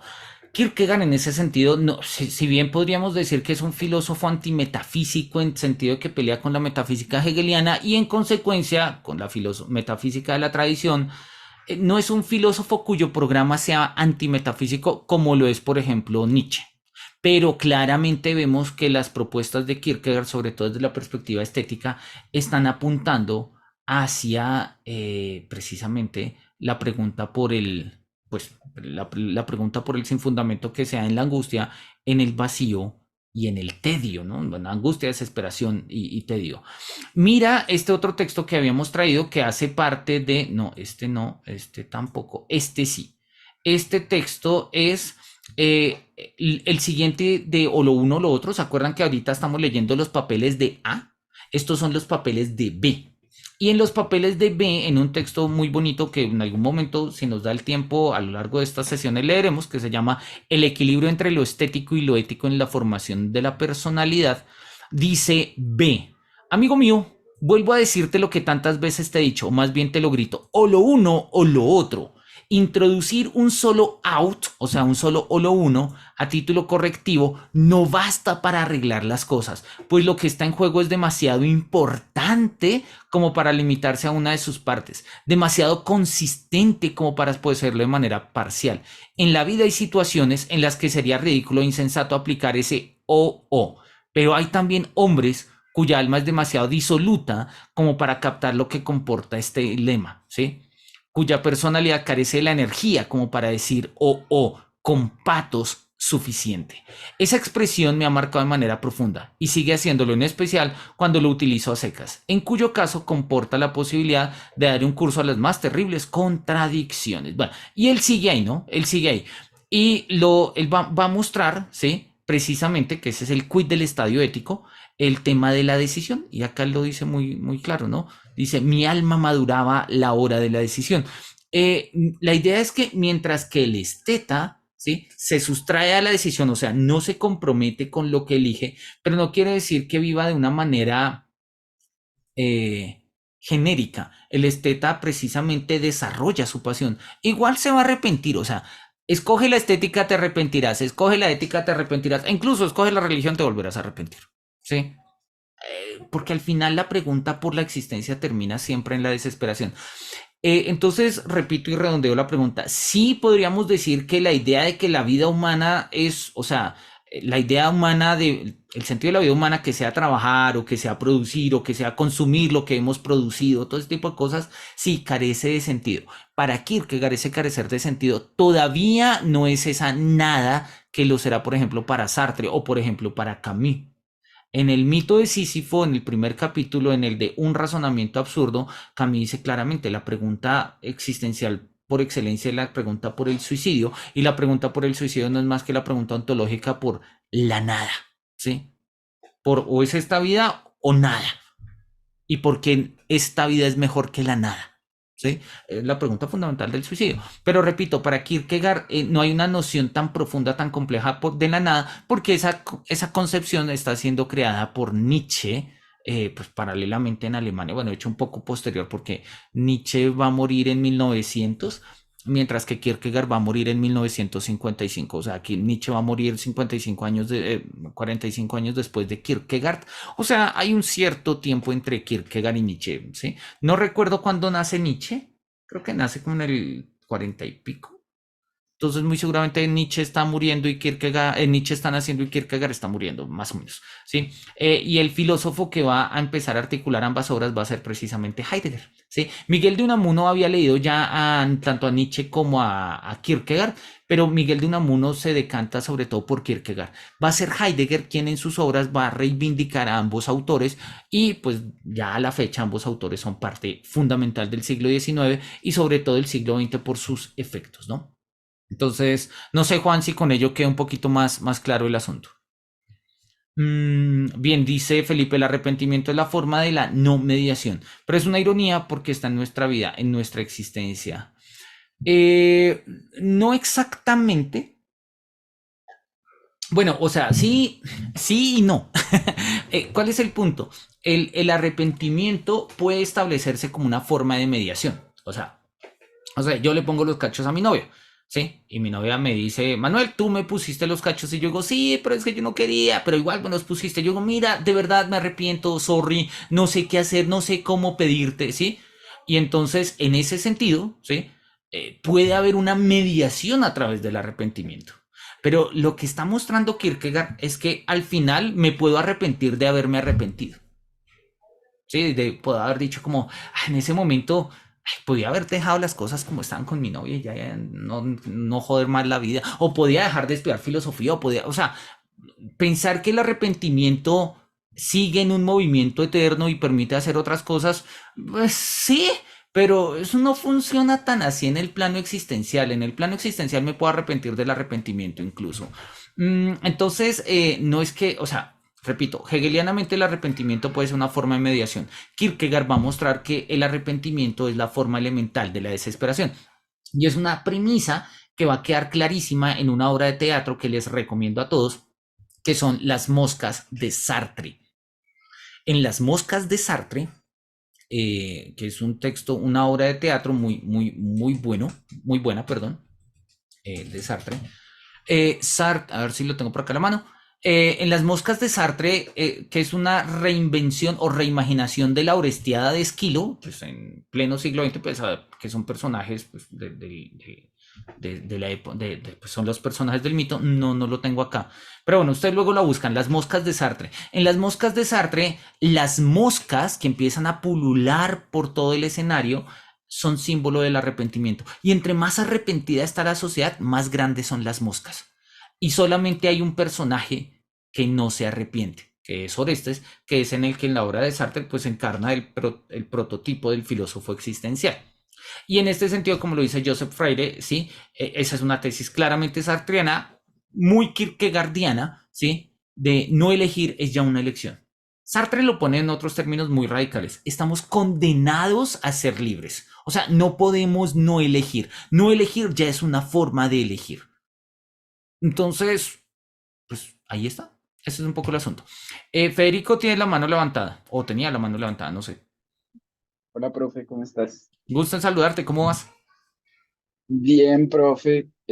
Mira que viendo todo esto, me aborda más como una preocupación de tipo ética, y Ajá. es, bueno, o lo uno o lo otro pareciera ser como una disyunción inclusiva, ¿no? Si escogemos lo uno o lo otro, pues finalmente pues el fin es la desesperación. Eh, y pues, o sea, me pregunto como desde una perspectiva más hedonista que cualquier otra, y es el punto de, bueno, la finalidad es la búsqueda de la felicidad, ¿no?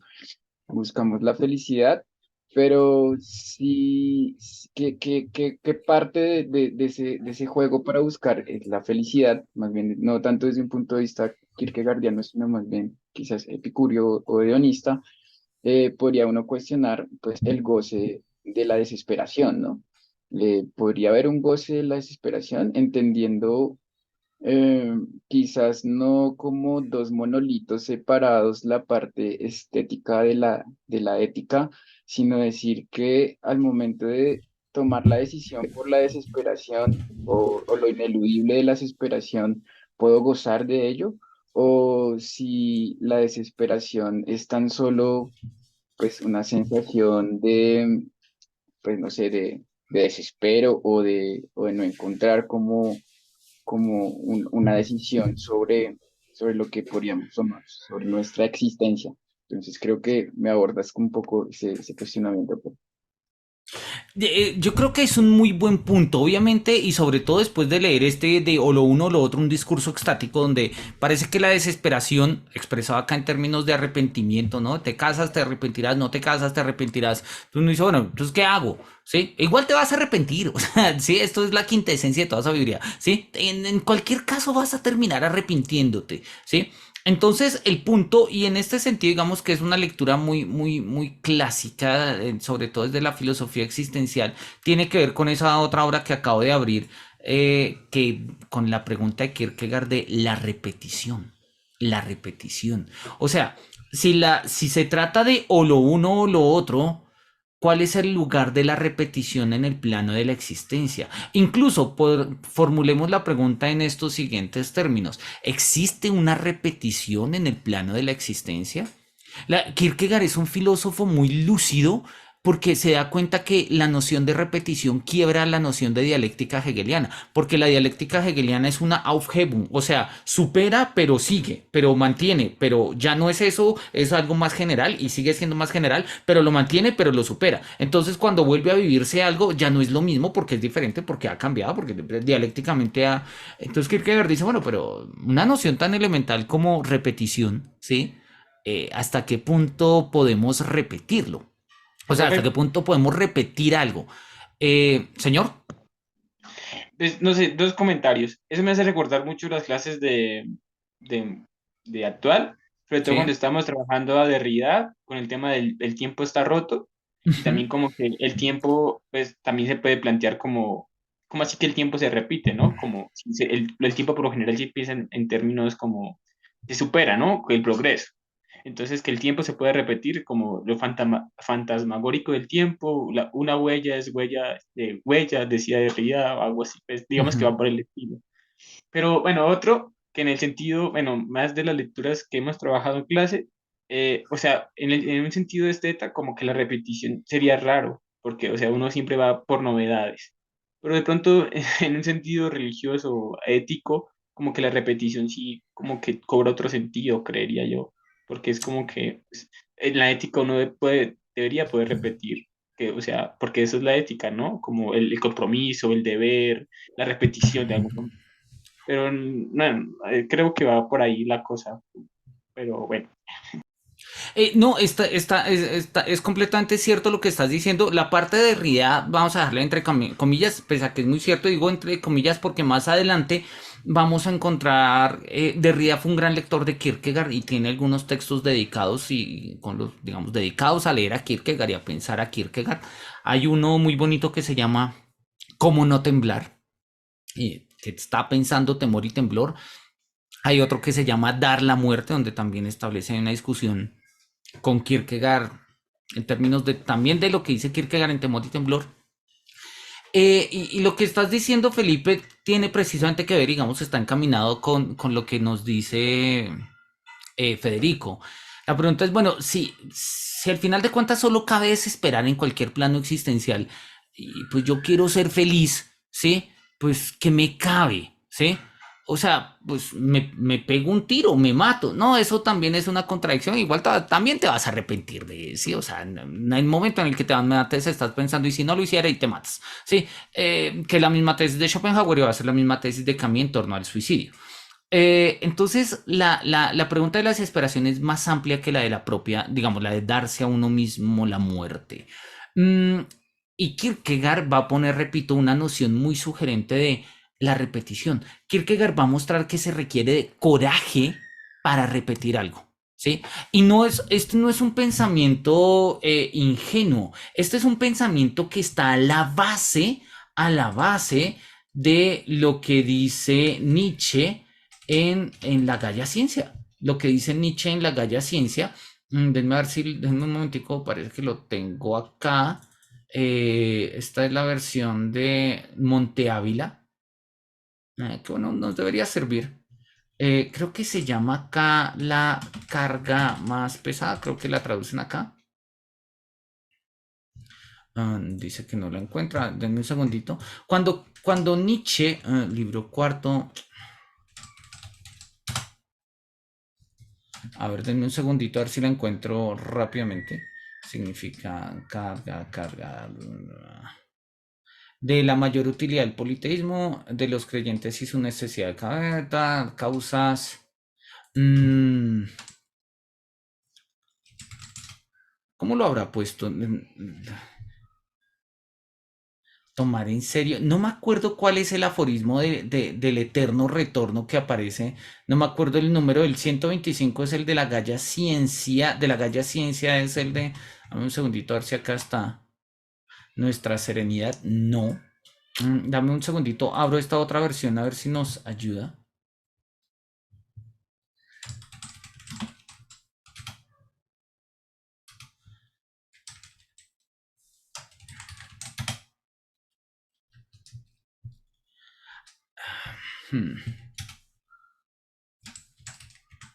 Acá de pronto, denme un segundito.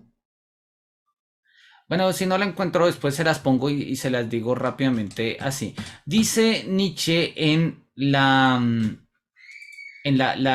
Gaia Ciencia, que repito, no me acuerdo en cuál es y valdría la pena mirar. Sé que está en el 300 algo, tengo ni idea, no me acuerdo cuál es. Sí, que tradicionalmente se llama la carga más pesada y es donde explica Nietzsche, es la versión. Mira, acá lo tradujeron, 341, la mayor gravedad. Bueno, la versión que yo conozco, que creo que es la de Alianza, es la versión, dice la carga más pesada, pero es lo mismo, y es la explicación moral del del eterno retorno nietzscheano. Y con eso, noten que Nietzsche y Kierkegaard están pensando el problema de la repetición como problema ético. ¿Sí? Y precisamente tiene que ver con eso, Federico. Muchas veces nosotros pensamos, y esa era la idea, ¿sí? Durante muchas épocas, por ejemplo Aristóteles, que una vez conseguía la felicidad no se perdía, o sea, la felicidad no se repite, ¿sí? La tienes y la tienes, y si la pierdes, te jodes, aun cuando en Aristóteles no se pierde, pero en otros autores, si la pierdes, te jodes, ¿sí? Pensar la repetición implica pensar otras cosas que la filosofía tradicional no nos está permitiendo pensar y que incluso hoy en día también se nos dificulta pensar. Valdría leer el texto de Kierkegaard, pero vamos a leer acá el texto de Nietzsche, que son 2 párrafos. Dice Kierkegaard, dice Nietzsche, párrafo 341, la mayor gravedad. Dame un segundito, Joseph, ya miramos la pregunta que pones ahí. ¿Qué te sucedería? Y esta es una pregunta que, repito, es Kierkegaard, es Nietzsche pensando en el problema kierkegaardiano de la repetición, en términos nietzscheanos, claro está. ¿Qué te sucedería si un día o una noche se introdujera furtivamente un demonio en tu más solitaria soledad y te dijera, esta vida, así como la vives ahora y la has vivido, tendrás que vivirla una vez más e innumerables veces más, y nada nuevo habrá allí, sino que cada dolor y cada placer, cada pensamiento y suspiro, y todo lo indeciblemente pequeño y grande de tu vida tendrá que regresar a ti, y todo en la misma serie y sucesión. E igualmente esta araña y este claro de luna entre los árboles, e igualmente ese instante y yo mismo, el eterno reloj de arena de la existencia será dado vuelta una y otra vez. Y tú con él, polvillo del polvo. ¿No te arrojarías al suelo y rechinarías los dientes y maldecirías al demonio que así te habla? ¿O has tenido la vivencia alguna vez de un instante terrible en el que responderías, eres un dios y nunca escuché nada más divino? No, noten que el argumento de Nietzsche está establecido en términos de un out, o sea, o lo uno o lo otro. Llega el demonio y me dices, bueno, un demonio que en una noche, en más profunda soledad, me dice, mira Manuel, esta vida, tal como la has vivido hasta ahorita, ¿sí? Todos los cafés que te has tomado, todas las cervezas que te has tomado, todos los libros que has leído, todos los libros que has dejado de leer, las veces que has besado y las veces que no has besado, las veces que has bailado y las veces que no has bailado. Todo tendrás que vivirlo una vez más. Y no solamente una vez más, sino innumerables veces más. Nada nuevo habrá allí, sino que cada dolor y cada placer se volverán en la misma secuencia, en el mismo orden. ¿Cómo reaccionarías si un demonio se apareciera así y te dijera que la vida tal como la has vivido, la vas a volver a hacer? Podrías reaccionar, o lo uno, te arrojarías al suelo y rechinarías los dientes y dices, maldito demonio, ¿cómo me atormentas con estas ideas? Obviamente he vivido una vida que no quiero vivir, odiaría tener que repetirla. O podrías decir, eres un dios y nunca escuché ninguna palabra más divina porque he vivido la vida que he querido. Y si me dicen vas a tenerla que vivir eternamente, repetirla y repetirla, pues me encanta la idea. ¿Cuál es la postura? Kierkegaard y Nietzsche están pensando la repetición. Claro, la repetición en este sentido es el eterno retorno moral, ¿sí? La explicación del eterno retorno moral, mientras que la explicación de Kierkegaard, pues la repetición de Kierkegaard va en un plano existencial, pero en el fondo es exactamente lo mismo, ¿sí? Entonces la pregunta, Federico, volviendo sobre tu primera, es, bueno, si la desesperación, si la pregunta por la felicidad o por la identidad en el fondo, la pregunta por cualquier dimensión existencial, termina en la desesperación, ¿dónde está la felicidad? En la repetición. Y ahí, repito, la lectura kierkegaardiana habría que completarla con Nietzsche. Creo yo que ahí ganaría un montón.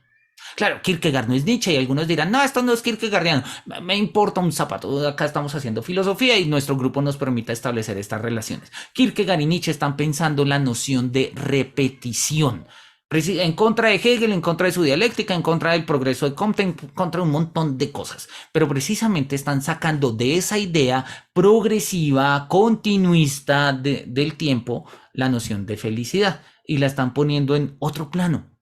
Porque hasta ahora, por ejemplo, la comprensión cronométrica del tiempo no nos permite pensar la repetición. Porque en sentido estricto, desde una comprensión cronométrica, nunca se da una repetición. Porque si yo hoy me tomo un café en Juan Valdés de la, no sé, de la séptima con 15 y mañana me tomo un Juan Valdés, no sé, en el de la séptima con 15, pues digo, repetí el café. Pues no repetí el café, iba iba vestido diferente, mis átomos eran distintos, mi ánimo era diferente, hoy estaba lloviendo, luego hizo sol, tal vez mañana haga sol y luego yo, o sea, no hay una repetición real. Kierkegaard y Nietzsche están diciendo, mira, nos la pela, nos interesa poco estas determinaciones que no son puramente existenciales, profundas, ¿sí? Vamos a pensar la repetición en otros términos. Y allí, fuera del marco de la cronometría, fuera del marco de la dialéctica, fuera de ese marco, podemos pensar la felicidad. Dicho en una expresión que valdría, creo yo, para Kierkegaard y para Nietzsche. Hagas lo que hagas, igual te arrepentirás. La pregunta es, ¿lo repetirías? Si tu respuesta es sí, por ahí va el camino a la felicidad. Igual te vas a arrepentir, pero ¿lo repetirías? Ese es el quit. Ese es el quit. ¿Sí? Volvemos acá. Dice Felipe, a la base de esto está el hecho de que vivir con pasión y repetir. Sí, tiene que ver. Y nos dice Joseph Freire. Una pregunta, ¿Kierkegaard en algún momento da respuesta a esto de entre o lo uno o lo otro? Me refiero a si llega a conclusiones del tipo estamos condenados a elegir o la vida es un elegir contra toda voluntad. Kierkegaard, sobre todo en los papeles de B, va a ser más radical y en el postscriptum no científico lo va a poner muy patente. De hecho, ahí en la Universidad de La Salle, algunos de nosotros tal vez lo hayamos conocido, un estudiante al que le dirigí una tesis sobre Kierkegaard que se llama Daniel Mikahan, trabajado precisamente un poco esta pregunta que nos haces. Valdría la pena, no sé si, de hecho no sé si hoy está conectado Daniel, se ha conectado a un par de sesiones, miremos, Daniel, ¿andas por ahí? No, y no lo veo, pero bueno, la próxima vez le decimos que nos hable un poco del asunto, Joseph, pero voy a respondértelo de la manera muy puntual. Kierkegaard, sobre todo, repito, algo en los papeles de B, pero sobre todo en el postscriptum, va a mostrar que la existencia humana, lo que llamamos existencia humana, no coincide con una antropología. O sea, no es que todos los seres humanos sean existentes. Eso es Sartre. Para Kierkegaard, toda esta filosofía de la existencia se pone en juego en el momento de la elección. La angustia, los estadios, la desesperación. Ta. Ahora, Kierkegaard es consciente, lo dice en su texto en la época presente y lo dice también en su texto eh, del postscriptum. No todos los seres humanos eligen y no todos necesitan elegir. Claro, uno puede decir, ah, no, pero es que yo tengo que hacer elecciones en la vida. O sea, o me pongo saco, cuello, tortuga o no me pongo saco, cuello, tortuga. Igual me arrepentiré. Kierkegaard dice, mira, no seas pendejo, no estoy hablando de eso. No estoy hablando, a menos que el sentido existencial pues, o sea, el sentido de tu existencia se juegue en ponerte un saco cuello tortuga o no. Ahí sí. Kierkegaard está hablando sobre todo, repito, de una filosofía de la existencia anclada en una filosofía de la elección. Y esa, la cuestión por la pregunta de la elección, lo va a decir Kierkegaard en algún momento, ¿sí? La subjetividad tiene todo que ver, de hecho se configura con la elección, pero no todos los seres humanos están, o sea, tienen que elegir. Esa idea de que lo que nos constituye es la libertad y todo ese tipo de cosas está muy bien, es una filosofía política y la anclamos la política con la antropología, en tanto que somos racionales y somos como racionales podemos discernir y en tanto que discernimos podemos elegir y entonces somos libres y todo ese tipo de cosas. Para Kierkegaard eso es Hegel, eso es saltar del espíritu subjetivo al espíritu objetivo, ¿sí? O sea, el espíritu subjetivo yo y mis cosas y el espíritu objetivo la sociedad y sus reglas y sus leyes y tales. Para Kierkegaard, no todos eligen. Hay seres humanos que pueden vivir perfectamente sin elegir. Y de hecho yo conozco muchas formas, de hecho hasta cierto punto, la actualidad de los medios, digamos, de los medios de comunicación como cuarto poder ha tenido mucho éxito precisamente porque nos evita elegir, nos evita elegir. Dice Kant en el texto, ¿sí?, de qué es la ilustración, dice, mientras pueda pagar, alguien se ocupará de pensar por mí, alguien hará por mí esa tediosa tarea. Sí, pensar es tedioso, elegir es tedioso, y si hay otros que eligen por mí, pues allá está. Entonces la propuesta kierkegaardiana, repito, y quiero ser enfático con ello, no se trata de una antropología de todos los seres humanos tenemos esto por nuestra propia naturaleza. No, Kierkegaard no está hablando de naturaleza humana ni de nada de eso. Kierkegaard está hablando que en el momento en el que nosotros nos enfrentamos a una elección existencial, la que sea, si para mí ponerme un saco cuello tortuga representa una dimensión existencial por lo que está representando, ok, ahí se pone en juego todos estos factores. Pero si no, pues no, o sea, no afecta. No afecta un poco eso, ¿no? Que si el nihilismo podría ser una esfera de la no elección, no en Kierkegaard, porque, repito, la cuestión por el nihilismo tiene que ver con la falta del fundamento, la pérdida del fundamento, y si mostramos el esquemita que hemos mostrado acá al comienzo, no sé si ahí está, ¿sí? Tanto la angustia como la desesperación tienen que ver con el no fundamento. ¿Sí? La angustia la define Kierkegaard en el concepto de la angustia como el vértigo de la libertad, ¿no? O sea, la conciencia de la posibilidad ante la posibilidad. Cuando vamos a elegir, sabemos que una elección nos abre unas posibilidades, nos cierra otras. Y esas posibilidades nos abren unas, pero nos cierran otras, que nos abren unas, que nos cierran otras, Ese vértigo de la libertad genera angustia. Y eso es la tesis de eso se trata el concepto de la angustia de Kierkegaard. Pero independientemente de lo que elijamos, sí, vamos a llegar a la desesperación. Angustia y desesperación son precisamente formas de pérdida de fundamento, porque no hay una razón racional, digamos, por la cual una elección sea mejor que otra. Para Kant sí la hay, claramente, para Hegel la hay, para Aristóteles la hay, para toda la tradición filosófica la hay. Sobre todo para toda la tradición eudaimonista, todo como lo preguntaba Federico hace un rato, la pregunta por la felicidad siempre ha tenido una forma de justificar qué elección es mejor que otra y por qué, ¿sí? Y mientras que tradicionalmente la justificamos por su teleología, porque hacer esto no, sí, ser buenos para ser felices, decía Platón, por ejemplo, decía Aristóteles. La respuesta kierkegaardiana es, mira, lo que hagas igual te va a desesperar. Y no se trata, entonces no hagamos, no, Kierkegaard no es Dostoyevsky, Kierkegaard no es, si Dios ha muerto, todo está permitido. No, Kierkegaard nos vuelve a poner la pregunta es, ok, te vas a angustiar, te vas a desesperar, ¿sí? Cásate y te arrepentirás. No te cases, igual te vas a arrepentir, ¿sí? Te cases o no te cases, te arrepentirás. La pregunta es, hagas lo que hagas, ¿lo repetirías? Eso implica un ejercicio reflexivo de tensión existencial, ¿sí? Que, digamos, se sostiene sobre el nihilismo y no cae en el vacío del nihilismo, pero claramente está mirando y se da cuenta que abajo hay un hueco.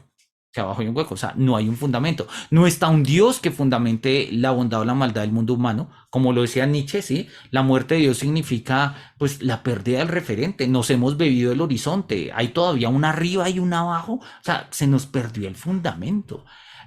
Pero seguimos ahí, en la tensión, ¿no? Decía Kierkegaard en La enfermedad mortal o en el Tratado de la desesperación, ¿sí? El hombre es síntesis de que, pues, de una tensión, y una tensión entre eternidad y temporalidad, entre finito e infinito. Estamos ahí.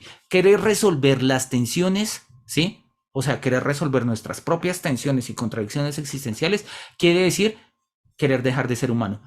Y pues está bien, hay quienes lo hacen y les parece lo mejor, pero existencialmente hablando hay cosas que se están jugando allí. Entonces, en ese sentido, pues lo ponemos. ¿Listo? Federico tenía la mano levantada, no sé si quieras hacer algún comentario. Y creo que un poco volviendo como al tema de la felicidad y de la ética y esa conjugación que se hace con Nietzsche, es como quizás uno podría decir como actúa de tal forma que tu vida valga la pena de ser repetida, ¿no? Entonces, allí hay como un elemento quizás como esperanzador, como en el goce de lo que puede ser la desesperación, ¿no? Sin embargo, valdría la pena preguntarse desde el punto de vista ético y de la lección, pareciera como si fuese ineludible la desesperación, pero en términos de la lección, eh, ¿podría uno esquivar la desesperación? Es decir, elegir no desesperarse y no encontrarla como una salida siempre necesaria o absoluta, porque considero que quizás allí en ese fondo de desesperación hay como una suerte de determinismo, ¿no? Es decir, como o lo uno o lo otro, pues te desesperarás, pero en el ámbito de la lección habría, mejor dicho, hallarle la comba al palo de no desesperarse o reconfigurar más bien el sentido de la desesperación en términos del goce. Entonces, sí, siento que ahí como que mi perspectiva está enfocada más como en esa perspectiva de la felicidad, o de entender más bien en que está el goce también de ser humano y de desesperarse. Entonces, es un poco eso, profe. Eh, sí, a ver, digamos que, claro, la formulación de un imperativo, como la filosofía contemporánea ha peleado con los imperativos. Incluso nosotros hoy en día peleamos con los imperativos. Y entonces cada vez que tenemos un imperativo lo consideramos que es un moralismo y consideramos que es una forma de coartar la libertad y todo ese tipo de cosas. Pero los imperativos tienen una razón de ser. Kant lo dice en el segundo capítulo de la fundamentación de la metafísica de las costumbres. No solamente explican lo bueno, sino que nos sirven de criterio de orientación. Por eso el imperativo categórico tiene cuando menos 3 formulaciones. Podrían ser más, sí, Kant mismo lo dice, pero mira, estas 3 tocan lo esencial, porque el imperativo no tiene que ser material, o sea, no tiene que decirnos qué hacer.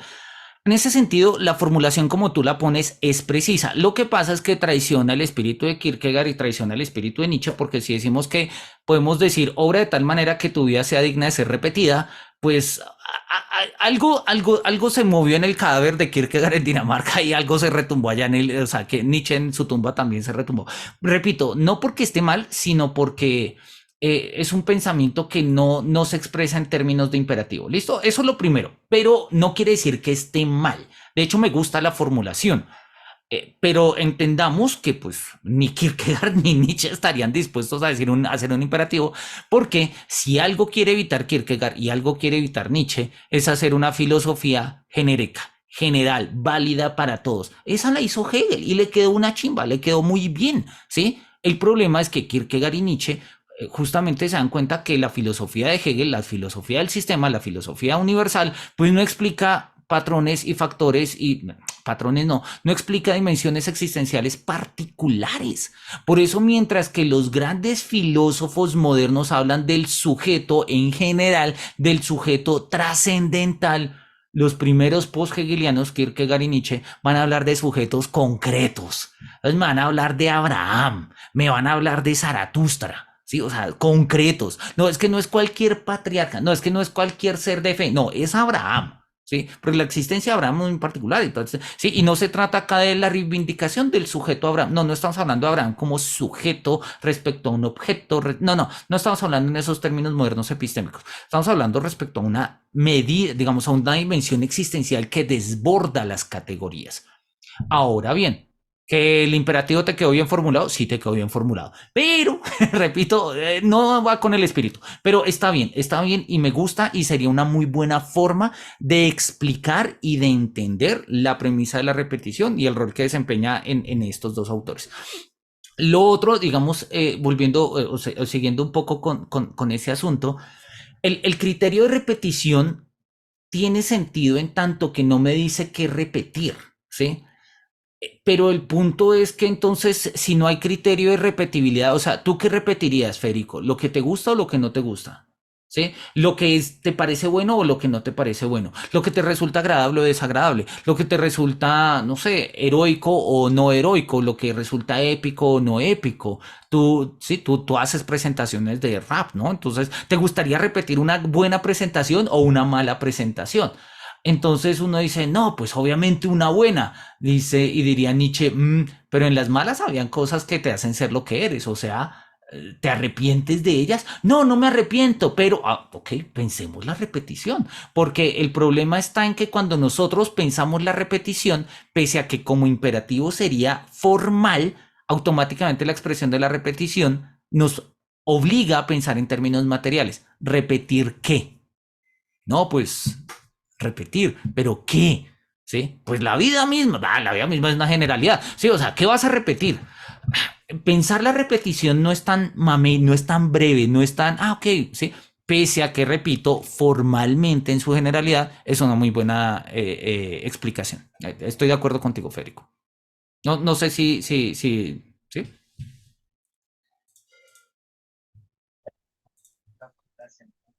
Listo. Mira, este lo había puesto en otro momento. Lo que pasa es que Fausto esto es el Fausto de Goethe. El Fausto de Goethe es muy importante en la filosofía romántica y también para Kierkegaard, él lo va a citar un par de veces. Y, eh, y quiero leerlo más porque tiene que ver justamente con esto. Recordemos que al comienzo el Fausto, o sea, se le aparece Mefistófeles a Fausto y le dice, venga, Fausto, me han dicho que a usted le gusta saber vainas. Y Fausto dice, sí, ya estudié todo y estoy mamado porque estudio y entre más estudio, más ignoro. Pero igual, también ya me mamé de estudiar. O sea, estudia y te arrepentirás. No estudias y también te arrepentirás. Y dice Fausto, mira, quiero aprender algo que yo diga, wow. O sea, aquí, mejor dicho, de verdad, esto quisiera decir, detente mundo, con esto me basta. Y esto lo repetiría toda mi vida. Pues, palabras más, palabras menos.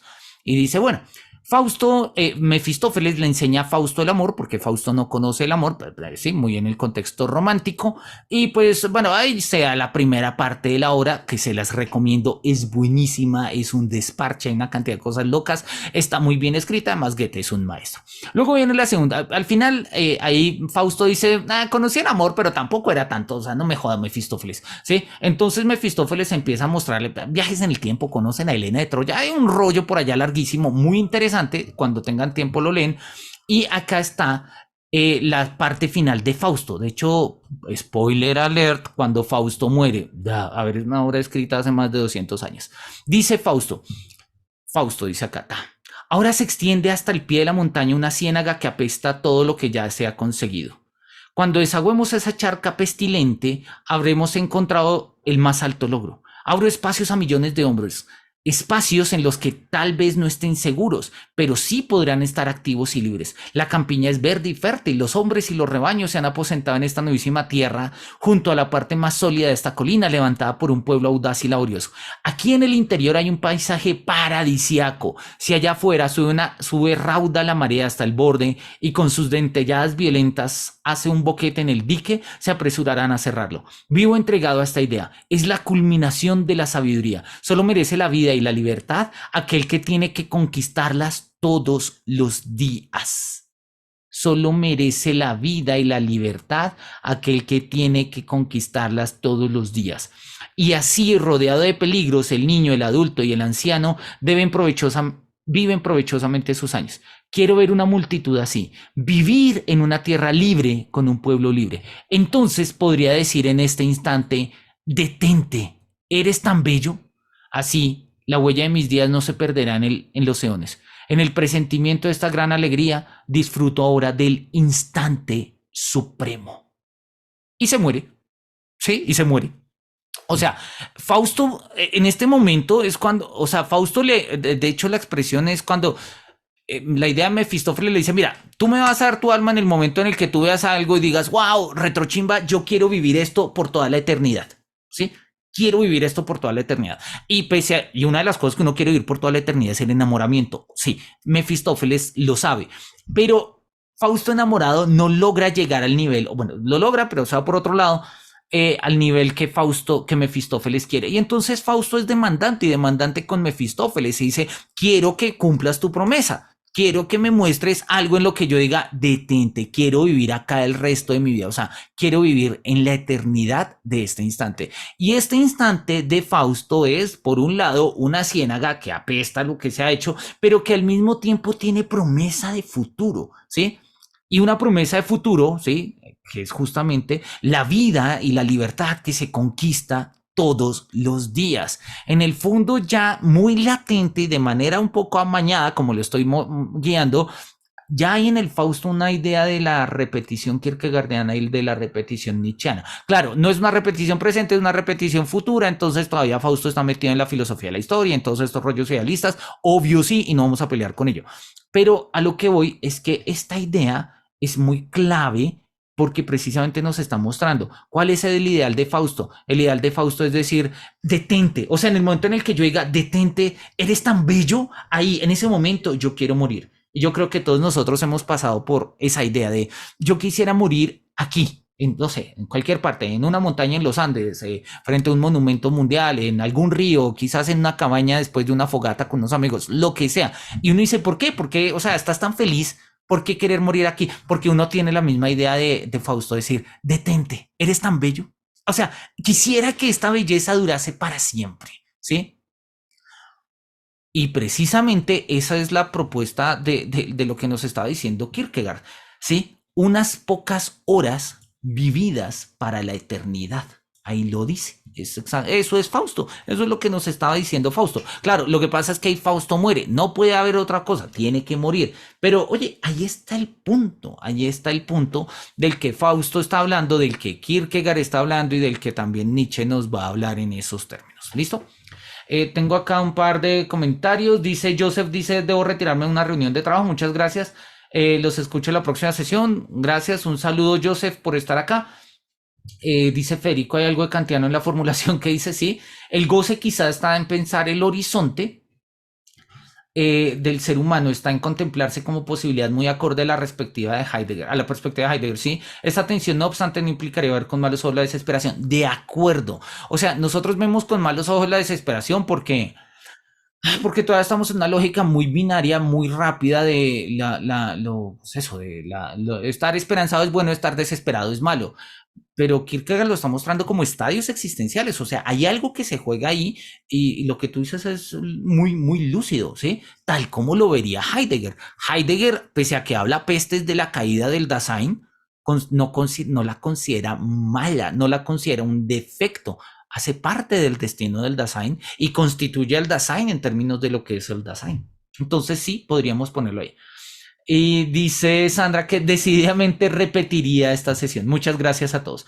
Bien, ya son las 7, entonces quiero cerrar ya ahí. Antes de dar la última vez la palabra, quiero decir un comentario. Las sesiones de los jueves vamos a tener que reagendarlas porque empezamos clases en La Salle la próxima semana y pese a que tenía los jueves libres, precisamente me pidieron el favor que dictara un curso de Kierkegaard los jueves en La Salle. Y pues oye, bueno, vamos a dictar cursos de Kierkegaard en La Salle. Si alguien está en Bogotá y quiere irse al curso de Kierkegaard en La Salle, bienvenidísimo, Federico y demás. Entonces ya no será virtual, será presencial. Si tienes tiempo y puedes ir, bienvenido. Bueno, shalom y demás, ¿no? Y quienes no nos puedan acompañar los jueves presencialmente, vamos a reagendar estos encuentros los sábados por la mañana, más o menos hacia las 9 de la mañana. No este sábado, porque la sesión de esta semana ya la tuvimos, sino de este sábado en 8, o sea, pues del el 29 en adelante haríamos las sesiones los sábados. Igual son las sesiones, van a quedar grabadas, luego las subimos a YouTube y pues por ahí podemos charlar. ¿Listo? Entonces, no sé si haya un último comentario, pregunta, inquietud. Acotación, idea, repetición. Profe, muchas gracias. No, con gusto, Federico. El placer es mío poder volver a tener nuestras charlas académicas, como cuando Profe, trabajamos en la tesis y demás. Señor. ¿En los jueves qué horario presencial en La Salle? De 6 a 9. 6 a 9. ¿Vale como lectiva? ¿Esa es la lectiva? No, se llama Filosofía en Contexto 3, una cosa así. Ah, ok. Si puedes entrar bien, o sea, si puedes entrar solo 1 hora, 2 horas, igual, ustedes me conocen, no tengo problema con ello, es un espacio abierto. Entonces, listo, vamos a dejarlo acá. No nos quedan muchos diapsalmatas. Yo creo que la próxima sesión nos quedan 2 paginitas de diapsalmatas. Muy seguramente la próxima sesión los terminaremos. Después de que los terminemos, voy a hacer un recopilado de las 5, 6, 7 sesiones, lo que vayamos haciendo, nada más con los diapsalmatas, nada más con la lectura, no con la explicación, sino con la lectura. Y con eso, pues tenemos como la lectura de los diapsalmatas, pues como en una sola tanda. Y si queremos volver sobre la lectura de los diapsalmatas sin entrar otra vez en materia de todo el carretazo, pues ahí están. ¿Listo? Entonces, bien. Por mi parte no es más, ya son las 7, me voy a ir despidiendo de ustedes. Como siempre ha sido un placer estar con ustedes, muchas gracias Shalom, Sandra, por estar con nosotros, Juan, Federico, Felipe, es de verdad un gusto, muchas gracias por conectarse incluso hoy día festivos y pues bueno, esperemos que nos sigamos viendo por ahí en el ruedo, que los cielos nos miren con su beneplácito y hasta pronto.